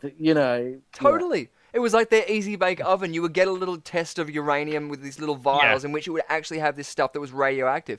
I'm so glad you went there because that was literally just the exact same thing I was going to do. Awesome. It's I always Nuts. just feel like there's just this one person who's sitting there and like now just being like, see, because of me, now they have a warning. Yeah, that's it. Well, it's like the whole Yeah. Rasputin thing, yeah. Yeah. Beautiful. Okay. Oh, anecdote. So in high school, psychology. Chime in if you've heard of this. There was tests done on a bunch of children with their response to a loud noise making them cry and a fluffy white bunny rabbit that made them laugh or smile. And they eventually, I guess it's that Pavlov's dog thing, every time a child saw, it's like infant, every time an infant saw the fluffy white bunny rabbit, they eventually bawled out crying. The issue is that they stopped the experiment before they could reverse the effects. So out there in the world are a whole bunch of 60-year-olds, 70-year-olds who We're are terrified of rabbits. terrified of fluffy white objects. Jesus. Oh, okay. Well, if I ever have kids, I'll just make sure, just along all the electrical outlets, I'll put little pictures of bunnies and stuff on there. Yeah. You know, I mean, if they're not scared of rabbits yet, they will be after that. Totally, exactly. It even reminds me of recently I was watching Tested with Adam Savage, and they asked him what was one of the things that you couldn't do or you couldn't air as one of the segments that you had, and one of them was eating. You know how your parents used to say, "Oh, eat the cardboard box for the cereal because it's got more nutritious shit in it." They wanted to test it, and so they got like 6 lab rats. No, like 3 were in each section. One was a control, so they had normal food. One was on ideal food, and the others were on cardboard. And they went away over the weekend and came back expecting to find them just in a sort of... No, it was overnight. I don't think it was just overnight, in a neutral state. But when they came back, they found there was only one fat rat in the cardboard cage and just carcasses. There was a head and tail and just fish bones sort of in the middle. Yeah, and so they said they came and they saw it. And at that time, Jamie, who was the other guy with the big beard and the beret, he had a large snake. And so they fed that rat then to the snake as just like, you know, the circle of life sort of thing. But it was, yeah, they couldn't air it because of that. It's similar to how they had that whole goldfish thing too, which had a sort of similar sort of thing. But yeah, the more you know. Another segue. What was it? Max adding in their glow-in-the-dark watches used to radioactive paint way back when. Many female factory workers who made the watches suffered radiation poisoning. They're called the Radium Girls. Wow. I think there's even a movie about them. Is there? From memory, I feel like there is. Cool. Awesome. Definitely check it out because it's something that like is it's good that we know this so that we stop these sort of things happening in the future. But also on the whole radioactive thing, I was watching a documentary where someone had the analogy of a train filled with bananas driving past you and it being adequate to standing near a microwave for 30 seconds with the radiation. Because apparently, there's a whole bunch of radiation in, not a whole bunch. You'll be fine. Bananas are fine. Yeah, there's some, but it's just such a exactly. It's the same difference. as arsenic in apples. Like, you'd need to be doing a whole bunch of shit. It's the same as when people say, don't let, sodium, your bird have any sodium. It's just like, if you look at the amount it needs to have and the amount of period of time without any water, then that's going to be a different thing. But yeah. Cool. Awesome. Well, we're still in the middle of our, chicken and egg, so let's go into our next one. Which came first, Care Bear dolls or Pound Puppy dolls? Ooh. I'm going to say Pound Puppies. Yeah, I'm going to agree with you on that one. Awesome. We've got a consensus with Pound Puppy dolls happening there. I personally only remember Care Bears, and the only other thing I remember Pound Puppies-wise is Hush Puppies, the shoes. Oh, yeah. Yeah. But, yeah, that's interesting. Oh, people out there, we've got Miffed Max saying Care Bears. No. And the random facts, Miff Max, love it. Use bananas in torches. I'm imagining it just sounds like a game hack. Like, if you're playing Ark or something like that, it's like, wait, you don't have to cut down a tree to use wood. Use one banana. It's a hack. Sorry, whoever sounds like that. Yeah. I was trying to remember the Sham Wow guy. He's Sham Wow. I don't know. It was too. Yeah.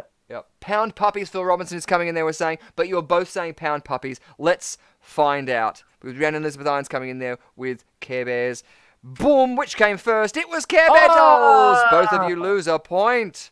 Oh no! I don't have many points to lose. I know. Unfortunately, we got 6 points down there for Mr. Gorski and Cameron Dunn with 22 points. But that's right. We've still got more. I think we have another one there. Hopefully, we should see the next one coming up. Which came first? World of Warcraft or Halo 2? Halo 2, I think. Nice. Rhiannon Elizabeth Irons out there saying that she still has her Care Bears. So cute. Oh. Didn't he also do Slap Chop? I don't know. Who's Slap Chop? Don't know the reference.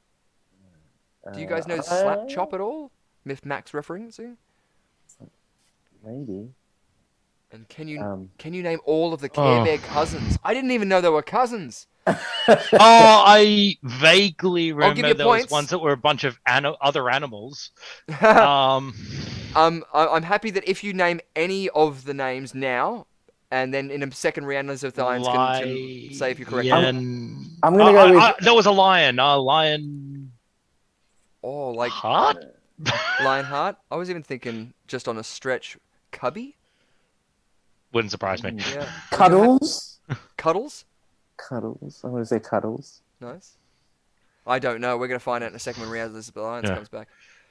Phil Robinson's saying Braveheart. I'm actually kind of somewhat regretting saying Halo 2 now. I'm starting to think it might have been World of Warcraft. Yeah, I'm going to go World of Warcraft. Yeah. Like... I said Halo 2 first. I'm pretty sure I'm wrong, but I'll stick with it. I love your honesty. And you got the points to spare. So, so let's find out. I think it was Phil who said World of Warcraft, and I'm agreeing with him. Cool, awesome. I think it's because I played Halo 2 a lot more than I did World of Warcraft back then. Yeah. That's it. I haven't played, I don't think, Halo 2. I played Halo 1. I don't think I've played World of Warcraft. I did the old school Warcraft 2. Yeah, back when it was an army. I played a little bit of World of Warcraft, but I'm a juggler. Like, my hobby is not playing games. Yeah. Not being... What are you talking about? You got to juggle those skills in it. Yeah, it's hand-eye coordination.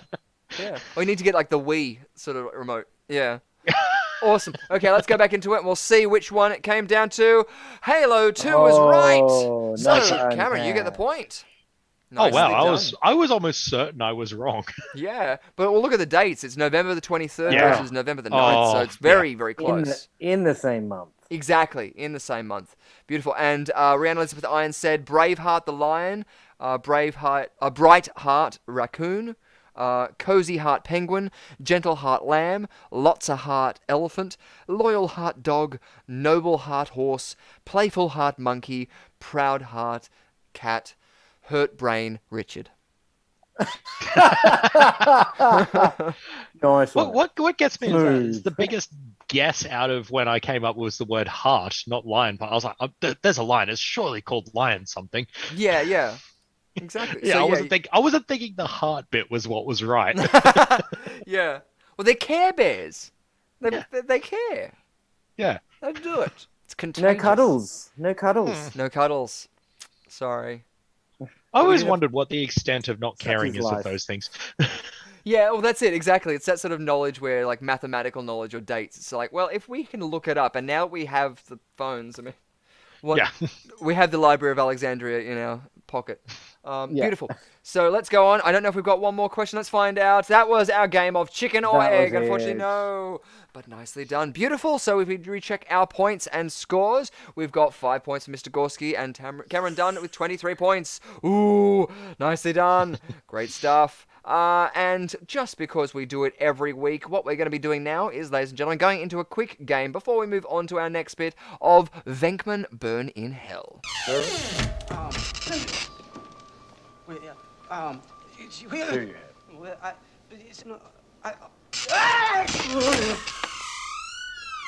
Beautiful. So, of course, the game of Venkman Burn in Hell is the game just like you would have seen at the beginning of the film. Dr. Venkman is a parapsychologist in that film, in which case he's doing the ESP exercise. Keep on wanting to say trick, but, you know, I'm trying to be careful here. So, in this game, I'm going to hold up one of these cards, and I want you to tell me which one you think it is. I am going to try and communicate it honestly through my thoughts in whichever way I can. I have no magical powers or anything. Exactly, yeah. I'm going to be using my woo-woo and my wee-wees, especially because I've been drinking.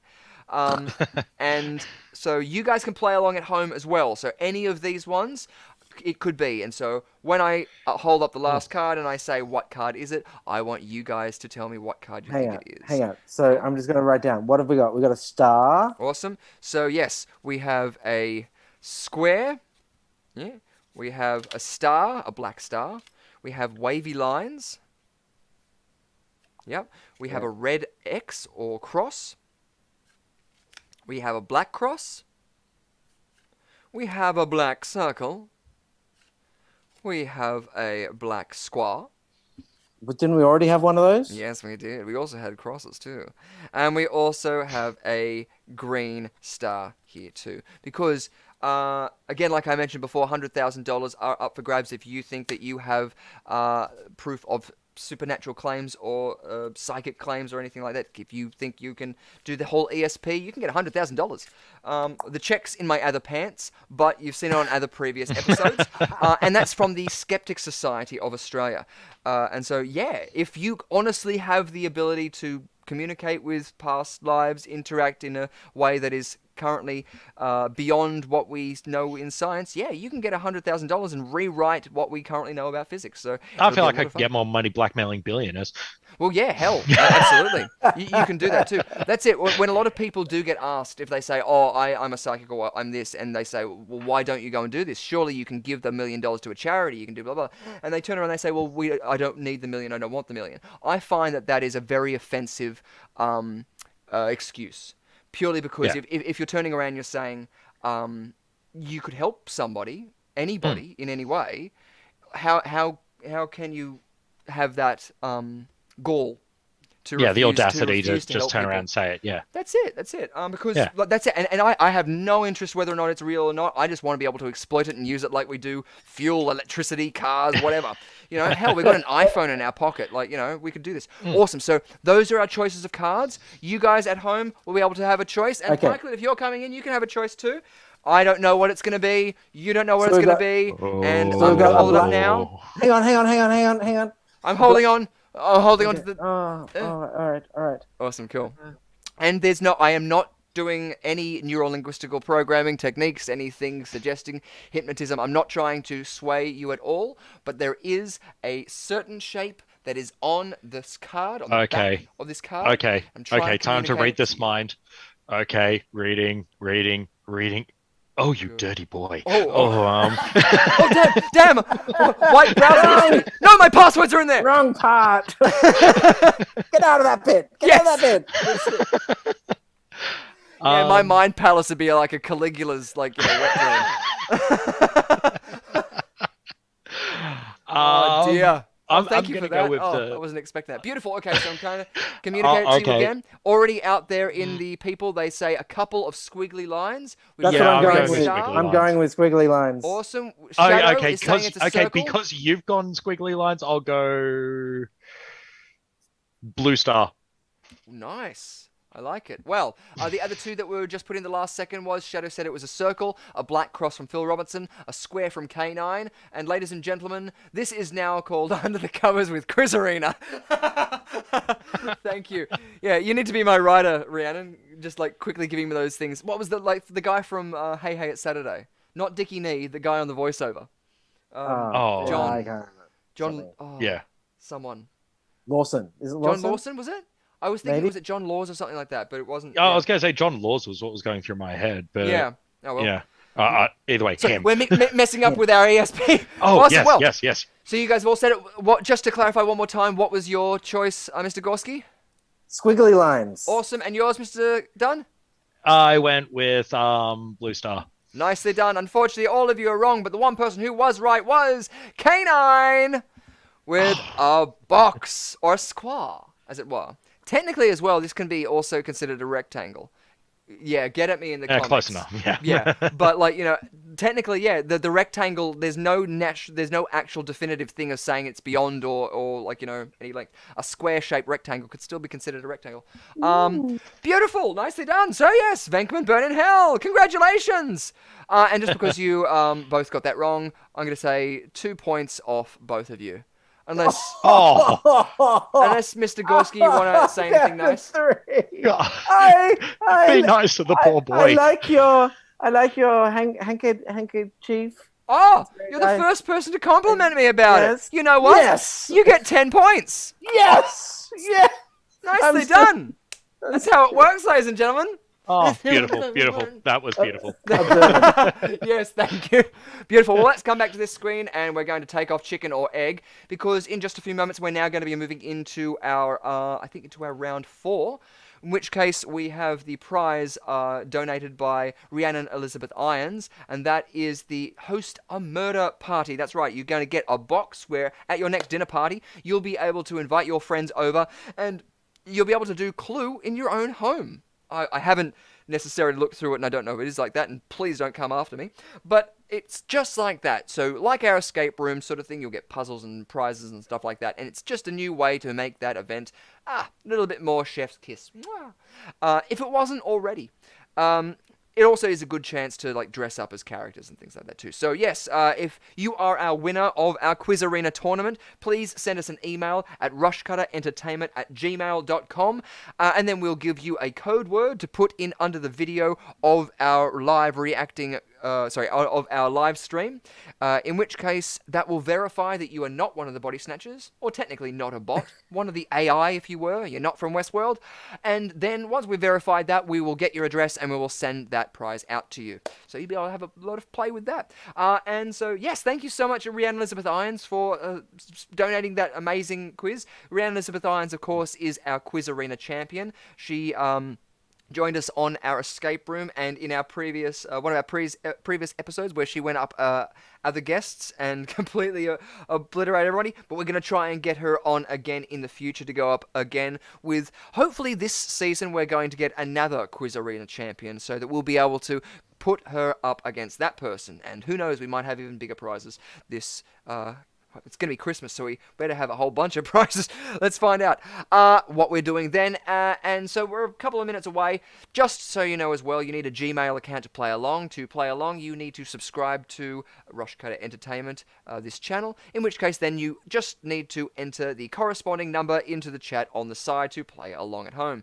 The points are all tallied through the Live Reacting website, and it will determine our winner at the end of that. If your name's up there, we will read your name out, and then you just send us that email to rushcutterentertainment@gmail.com. Our email is in the description just below.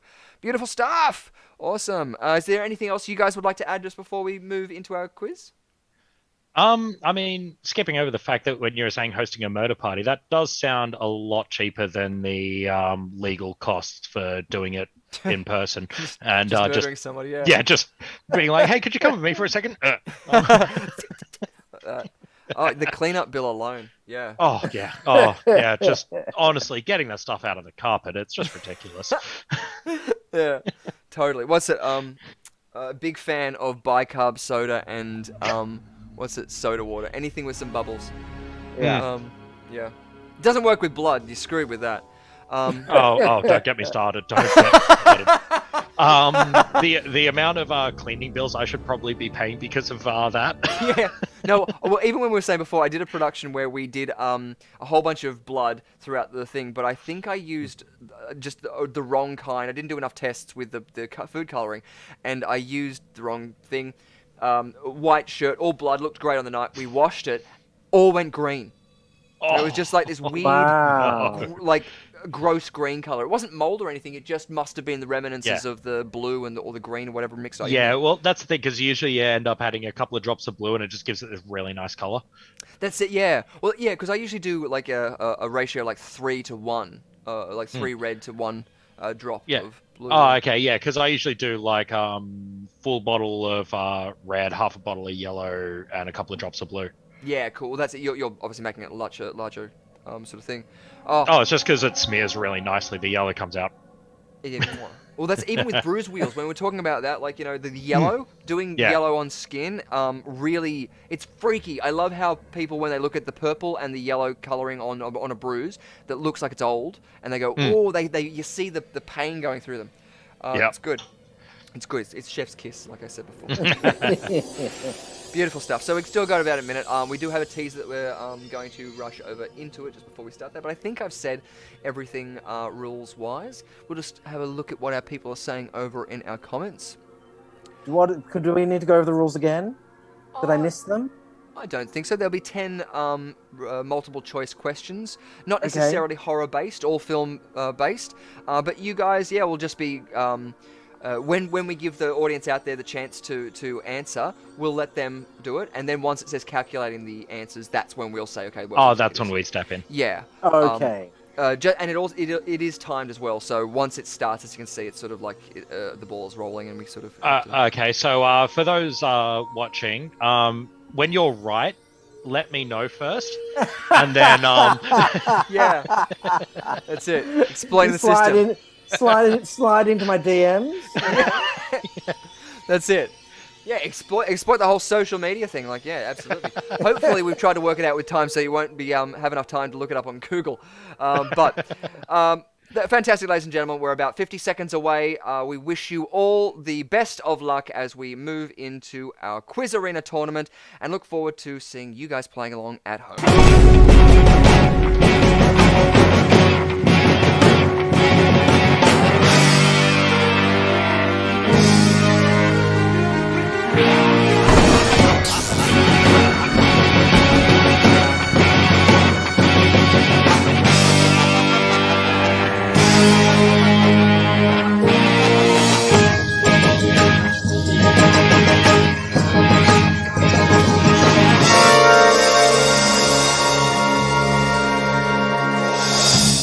Just about 10 seconds now until we go into it for our first question.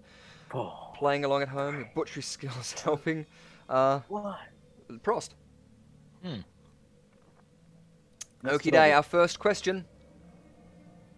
What is the address of the Myers house in Halloween 1978? 1. 47 Lampkin Lane. 2. 46 Lampkin Lane. 3, 45 Lambkin Lane. 4, 44 Lambkin Lane. Lambkin. You know what the worst bit is I literally watched the new Halloween and I'm sure they mentioned the address in it. And for the life of me, I can't think of it. Well, that's it. You can see how we've creatively made all of them very close. So, yeah, even if you knew it was Lambkin Lane, that wouldn't have helped you. Yeah. I know, you stinker. Beautiful, but yeah, the Halloween. So, what did you think of the new Halloween film? I haven't seen it myself. It's very much a middle movie, was my opinion on it. It's Cool. I think the third one they're doing will kind of like a lot of it felt like filler. I mean, there was one definite that did make me actually, because I watched it with a few friends and we all just absolutely burst out laughing at it because it was just like, just dumb death. Yeah, I saw Yeah. what was a trailer for it, and I was just sort of like, oh, that dialogue was awful. So, what were you guys saying? I mean, I probably would have gone with I was going to go with 46, but looking at the No, looking at what it was. No, that's all right, I'll take that. yeah, looking at the responses, yeah, that's my answer. Yeah. It's I what was- everyone else said. I was going with 47, but obviously not. No, unfortunately not. Our next one. That's all right. What is the name of Tim Curry's character in Clue, 1985? 1, Wadsworth. 2, Smevels. 3, Grady. 4, Chauncey. Now, do any of those names ring a bell to you? Grady in particular?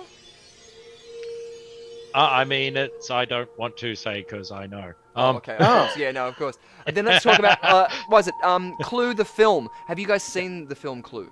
Oh yeah, that's the reason I know the answer. Yeah, no, of course. I have, but a long time ago. Oh, that's all right. It's How Well, long I've is written it? down. Yeah. I've written down my answer.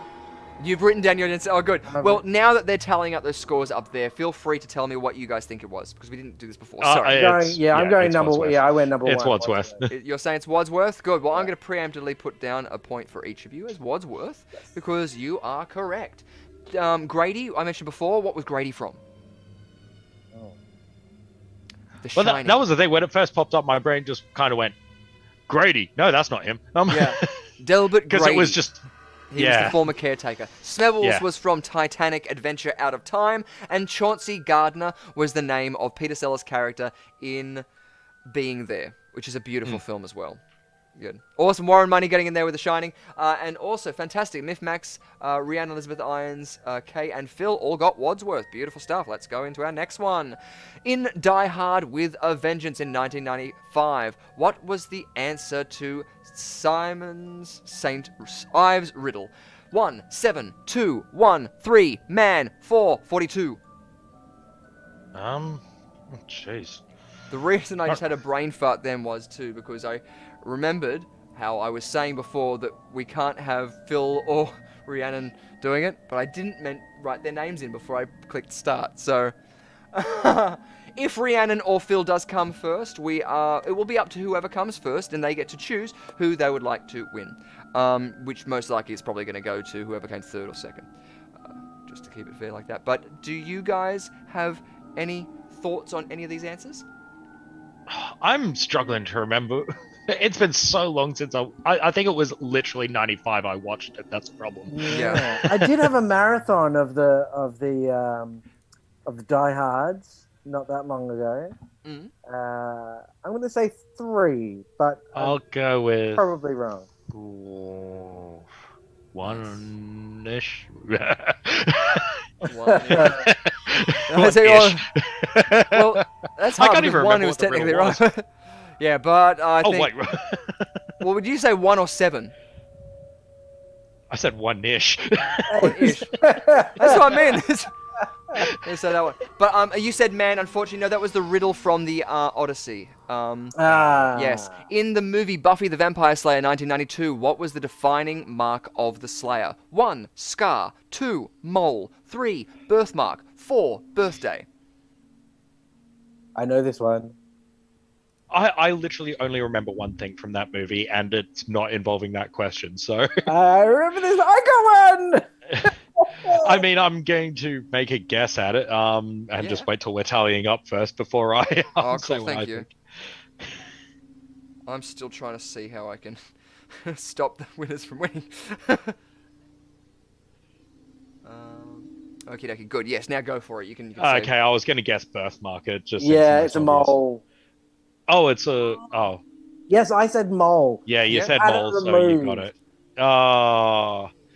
See, the thing is, there's literally only one thing I remember from the movie, and it was the post credits when there's that one vampire, and he's like, ugh, yeah, he just would not die. Yeah, Yeah. that's literally all I can remember from that movie. That's it. I just remember her catching the steak that gets thrown at her.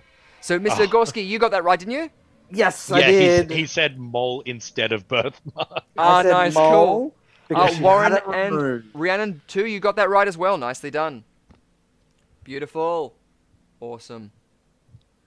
I looked up the tutorial of how to do this thing, and now I'm trying to quickly go through it, and it's not working the same way as I thought it did. So the honest system will have to work. The band The Hex Girls appeared in which animated series? 1. The Powerpuff Girls. Sorry. 2. Scooby-Doo. 3. Rick and Morty. 4. Johnny Bravo. Not the Powerpuff Girls. I don't even know who the Power- Hex Girls are. I think I might know the answer to this.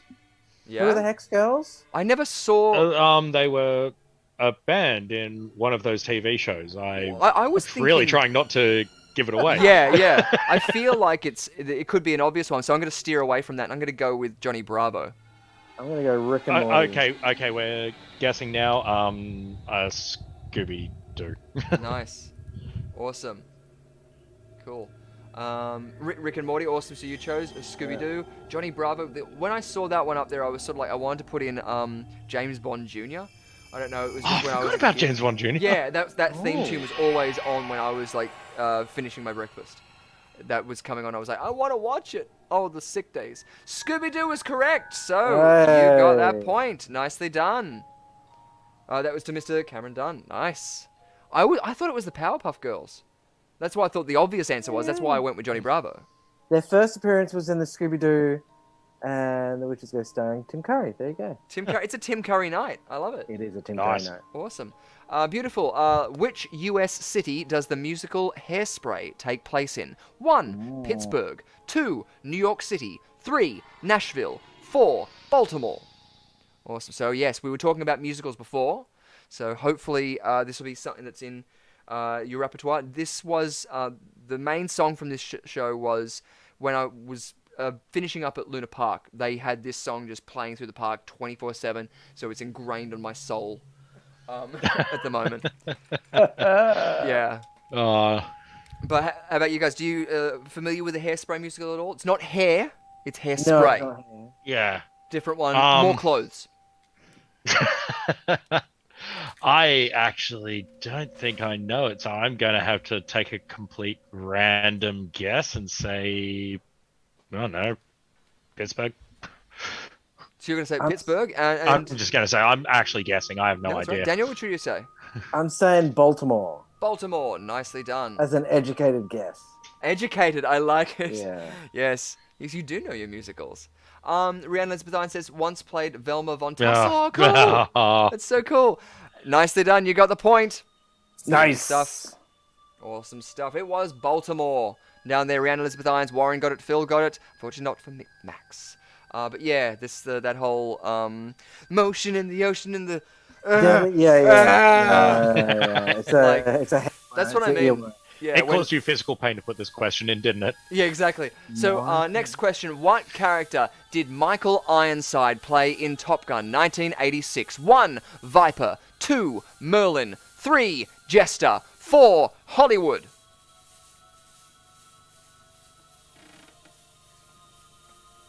So, have you guys seen Top Gun recently? I haven't seen it in years.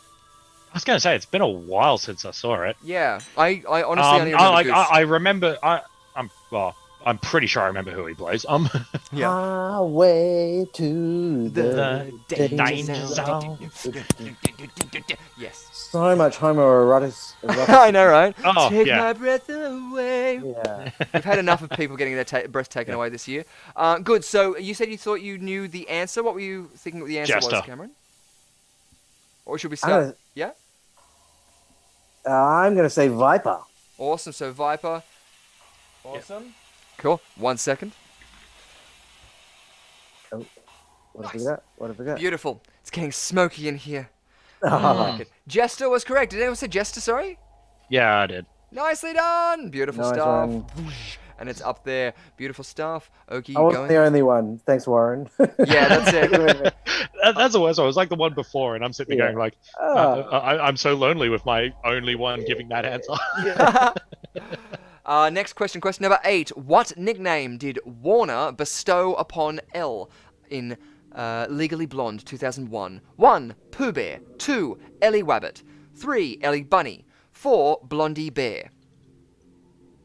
So, like, one of the things I was looking down with this answer, and I thought, we can't monetize this in China now. I want to creatively as well keep my voice so that, like, you know, I wasn't seen saying anything at that point. Now, Legally Blonde. I remember seeing it, I've seen it once. I remember seeing the musical, and I remember everyone going, oh, when the dog does its curtain call. Oh, yeah. Yeah, and I was kind of annoyed because it was like, it's literally just walking across the stage. Oh wait, we're guessing the thing. Yeah, go for it. I'm gonna go Pooh Bear just because it stands Yeah, out. I went Pooh Bear as well. Yeah, it just stands out too much from the others. Yeah. It's like, Nice. All I remember is the bend. Snap. Yeah, Bennett Snap. Bend. Yeah. Snap. What was it? He's not gay, he's European. Or at least I Yeah. remember that being a Oh. song from the movie, the musical. Yeah. Fun fact: Anthony Perkins' son Oz was in the movie as David Kidney. Nicely done. Awesome. So the answer was Pooh Bear. So you both got that right. yay! Nicely done. Warren, Rhiannon, Milford, and Phil also got that right too. Great stuff. Ooh, it might be tight. If Rhiannon or Phil win it, they'll be able to allocate it to someone who wins it. Our penultimate question: which actor turned down the role of Detective Mills in David Fincher's Seven, 1995, because it was too dark and evil? 1. Mel Gibson. 2. Edward Norton. 3. Denzel Washington. 4. Danny Glover. So you guys have seen Seven, that film? Yeah, Yeah. I'm just trying to think who turned it down and Yeah. why. Well, it says why, but seriously. I know, right? Yeah. Especially I'm- in that sort of a genre. Yeah. I'm taking an educated guess. Cool. Served you right last time. Yeah. I Based mean, on Well, it depends, I guess, the education. based on the actors and their I age. mean, I was gonna say Nice. Danny Glover, but Nice. You gonna say Danny Glover? Awesome. yeah, I'll go I'm with gonna Danny Glover. say Edward Norton. Cool. You gonna say Edward Norton? Nicely done. Cool.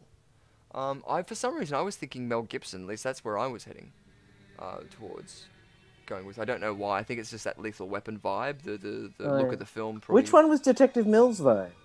Was that Oh shit, yeah, that's a good point. was that Brad Pitt? I think so. Yeah. Oh The answer crap! was Well, I'm Denzel screwed. Washington. So unfortunately, Oh. neither of you get the point. Oh well. There you go. No. That's all right. And Rhiannon got that point too.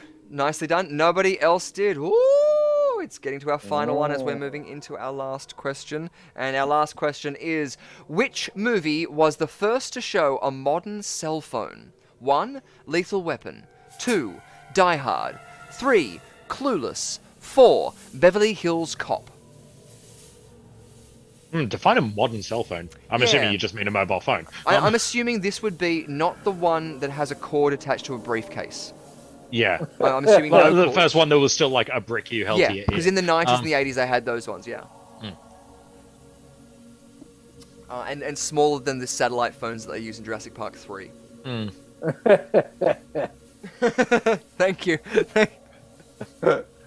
It's like when you're doing it. Thank you, that one guy in the back row. Yes, for you. So good. I mean, I'm gonna guess Lethal Weapon, maybe. I'm going Clueless. You can say Yeah. Clueless? Like, Nice. I'm pretty sure. I'm pretty sure it's not Die Hard because it was all over radio, not Yeah. a cell phone. So, Mm. yeah, That's true, because it was the police sort of things. And yeah. walkie-talkies. I think I'm gonna go with Lethal Weapon. I mean, yeah, it's quite frankly, I think if it's not mine, it's yours. Nice. Oh, Lethal okay. Weapon it everyone's was. got Lethal. Nice. So, that's my thing, because I put too much smoke going on. 1 second. That's hilarious. Stick the fan on. Oh, that's beautiful. Amazing. Amazing. Smoke machine. Open a window. Crazy time. Crazy time. Oh my god. It happens. It happens. I've had a smoke machine go. I performed for like 10 years at a club called Slide Lounge on Oxford Street in Sydney. And it's an old bank. But their fire, they forget to turn off the fire alarm. The whole thing is about sucking all the air up. Yeah. And I was there once when they didn't turn off the fire alarm, and all the tablecloths just lifted up, and it was amazing. Like, what the hell's going on? Oh, that's beautiful. Wow. Yeah, I was going to say it's no, that was very different to what my smoke alarm story was going to be from a smoke machine. We're on a shoot. We're shooting in a hotel, so we're already seeing a camera crew and a couple of actors going into a hotel room. We were already getting enough weird looks. And then, yeah, I don't know. I don't know to this day if they never notified the hotel staff that we had a smoke machine running, or whether it was. I mean, I don't know, not my department, but it's well, at least that's my story. That's my defense. And again, the story was so good it set off another alarm. Keep telling it. Yeah. But then, yeah, it ended up being so it goes off. The whole hotel evacuates, and so we're sitting there with all these incredibly pissed off tourists staring at us because they all know it was us. And skipping over, like I said before, they already thought we were up to no good in the hotel. And I mean, if memory serves me right, the scene was not too far off from that anyway. Oh, cool. But yeah, I just still remember sitting there and just being like, "Don't hate me! Don't hate me! Don't hate me! It was Sam. It's their job, not mine. I just make these people look pretty."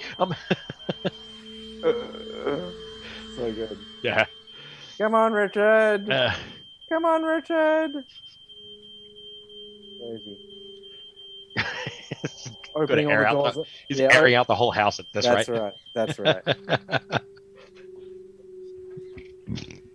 Classic guy. You get the thing, you stand on the thing, you go to rip it off, and it stops. Yeah. Oh, yeah, every time. Every time. Beautiful. Sorry about that, ladies and gentlemen. Well, it's always good because whenever I've done anything with smoke machines, I have never had a smoke machine go off, yet I've never wondered if it does set them off. So it's good to know that it does. Let's have a check at who our winners was. We have Rhiannon Elizabeth Irons. She has won and set off another alarm, which means we better finish it off quickly. She's just absolutely on fire for this. Yes, exactly. Rhiannon, how do you feel about giving your prize to Warren Money because he came second and got 7 correct answers? Third, we had Phil Robinson with 7 correct answers, and fourth place with Max with 5 correct answers, and in fifth place with K9 with 1 correct answer. So very, very well done there. Hopefully you could hear me say that whilst that was going on. Yes, we can hear Yeah, we can hear you. Perfect. Awesome. Good. Well, as the smoke clears, ladies and gentlemen, it's been a fantastic night, and yeah, Warren, if you want to send me an email just to rushcutterentertainment@gmail.com, we'll give you the code word to put underneath this live stream video, in which case just do that down there, and then we'll be able to get your address and send you off your how to host a murder party prize pack. Whee! Now I'm just going through my head and going, I hope nothing is actually on fire. And it's, you know what I mean? And you're just ignoring it. That's it. Yeah. Burns behind you. Yeah. Good Just night, everything's everyone. on fire. Everything's on fire. When the effects Yes, and we'll be become back real. next week. Or maybe not. Oh, there we go again. And again, I've opened windows, so hopefully it should just be air clearing out. I've You'll learned have my the fire lesson. brigade. You'll have the fire brigade come in. what I was The about to say, firemen might go walking behind Just you. turn around. Guys, do you mind? We're live. We can't really. Yeah, we're shooting a film about a fire alarm. Yeah. Picking you up as you're still talking. Yeah. Yeah. Holding the equipment. See you, Yeah, I'm not see you gonna next take week. Yeah. Tune in next week. Exactly, yes. Yeah, well, that's specifically why I was saying before we weren't going to be smoking. But filibuster for just a second while I turn it off now. If you guys want to come and see me perform in Sydney, I perform at the Potts Point Hotel every Friday and Saturday night in a show called Nightcap Cabaret. There is a discount code I can say is Dan VIP. Put that in your code when you're booking your tickets. I think there's a discount. I'm not too sure what it is. I also have a couple of dates at the Vanguard, the Royal Heart Review. I think from memory it is the 2nd of December, where I'm going to be testing out some brand new acts. Yeah, a bit of a golf club inspired with my new golf hat. Nice.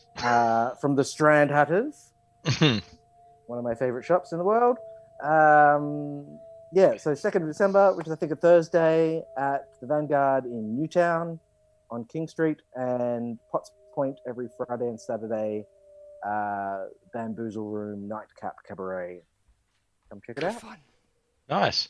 Perfect. Perfect timing. Always Just fruit good. my shows. Yeah, he just did the full spiel. It was great. Perfect. Awesome. Fantastic. Thank you. Good, because yeah, we have gotten to at the end of it. We usually try and wrap it around 10 o'clock. So just wanted to thank both of you so much for coming on board. Thank you, Cameron. I mean, it's been awesome to catch up and to talk about different effects and stuff like that.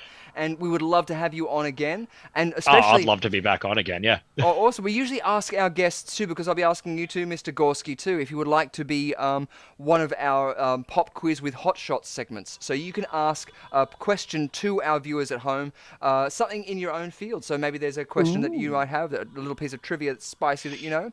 I like I said earlier, I did a trivia night with the cast of the Nightcap Cabaret over the break, and it was lots of fun.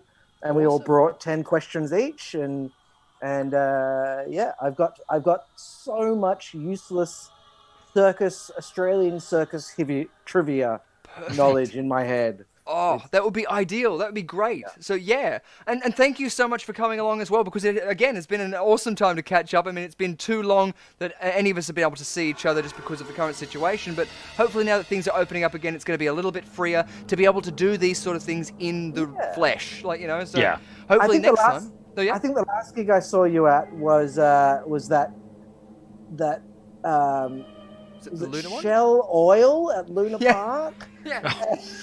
Yeah, that's right. And they were just expecting me to read this script and stick to it.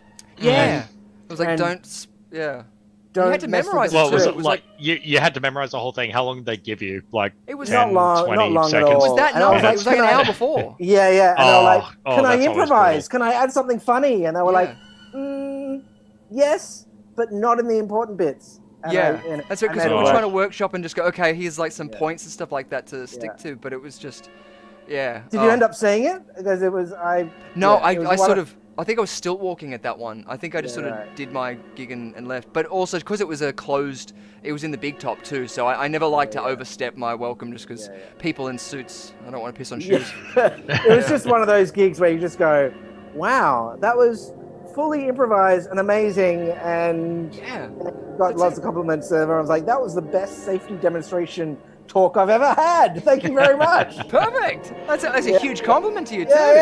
Yeah. They would have retained the information as well, so much more. Totally. Yeah. Make it funny. Make it funny. Exactly. Yeah. So yes. Well, thank you guys so much. Our points at that current standing is Mr. Gorski 13 points with Cameron Dunn at 20 points. So Cameron Dunn, you are our winner tonight. So congratulations.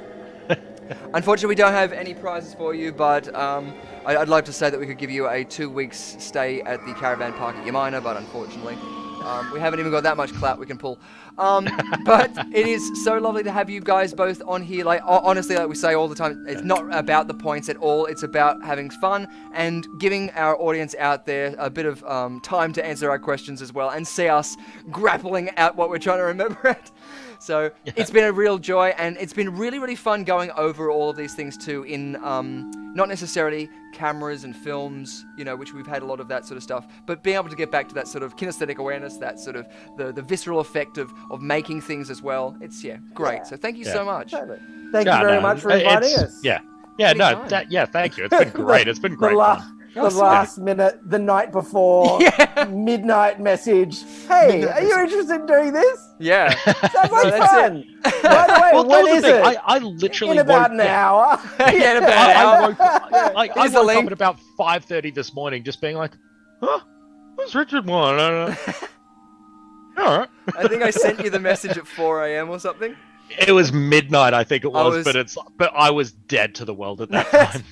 I was dead to the world, but like, you know, when you just finished a gig and like you have 5 things to render and you're expecting one's gonna fuck up. Yeah, So you're just like, very much screw so. it there, send text, sleep. Yeah. So yeah, but no, it's seriously, I would love to have you guys on again. So we'll keep in touch with you. It's every Thursday night. The viewers out there know as well. So we would love to get you guys back too for an escape room too. So thank you so much. Right. Awesome. Fantastic. Thank you. Anytime. And thank you to everybody out there in the audience. We couldn't have done it without you. Our players, definitely, I am very sure they are so happy to have you out there, helping them along to get those points. So next time, we'll be seeing a whole bunch of new games, and we'll want to see you guys out there. Please don't forget to comment down below and let us know what your favorite games are, what moments you want to see a little bit more of. I haven't read through any of these. I'll do a quick readout of what we've got here. I'm sure a whole bunch of shit about Richard's terrible management of smoke. Yeah, I'm just scanning through all of them. No. Always Grams at work. Yes, there are. Miffed Max wanted to know, wanted him to wait to get the show, to get down there before he opened the bloody wine. Yes. Thank you for all being great. You're all brilliant out there. Fantastic game. You're brilliant. Warren Money, thank you. You rock, mate. It's all you and your cotton socks. And obviously, Rhiannon Elizabeth Irons, our Quiz Arena champion, who helped us out with those quiz questions there too. So no wonder she knew so much. Awesome, fantastic. Thank you guys so much. We'll see you again here next week, just after our outro plays off, to have some more fun here on our Quiz Arena, which takes place every Thursday at 7:30 here on YouTube. So we'll see you next time. Same bat time, same bat channel. Rock on your feather socks.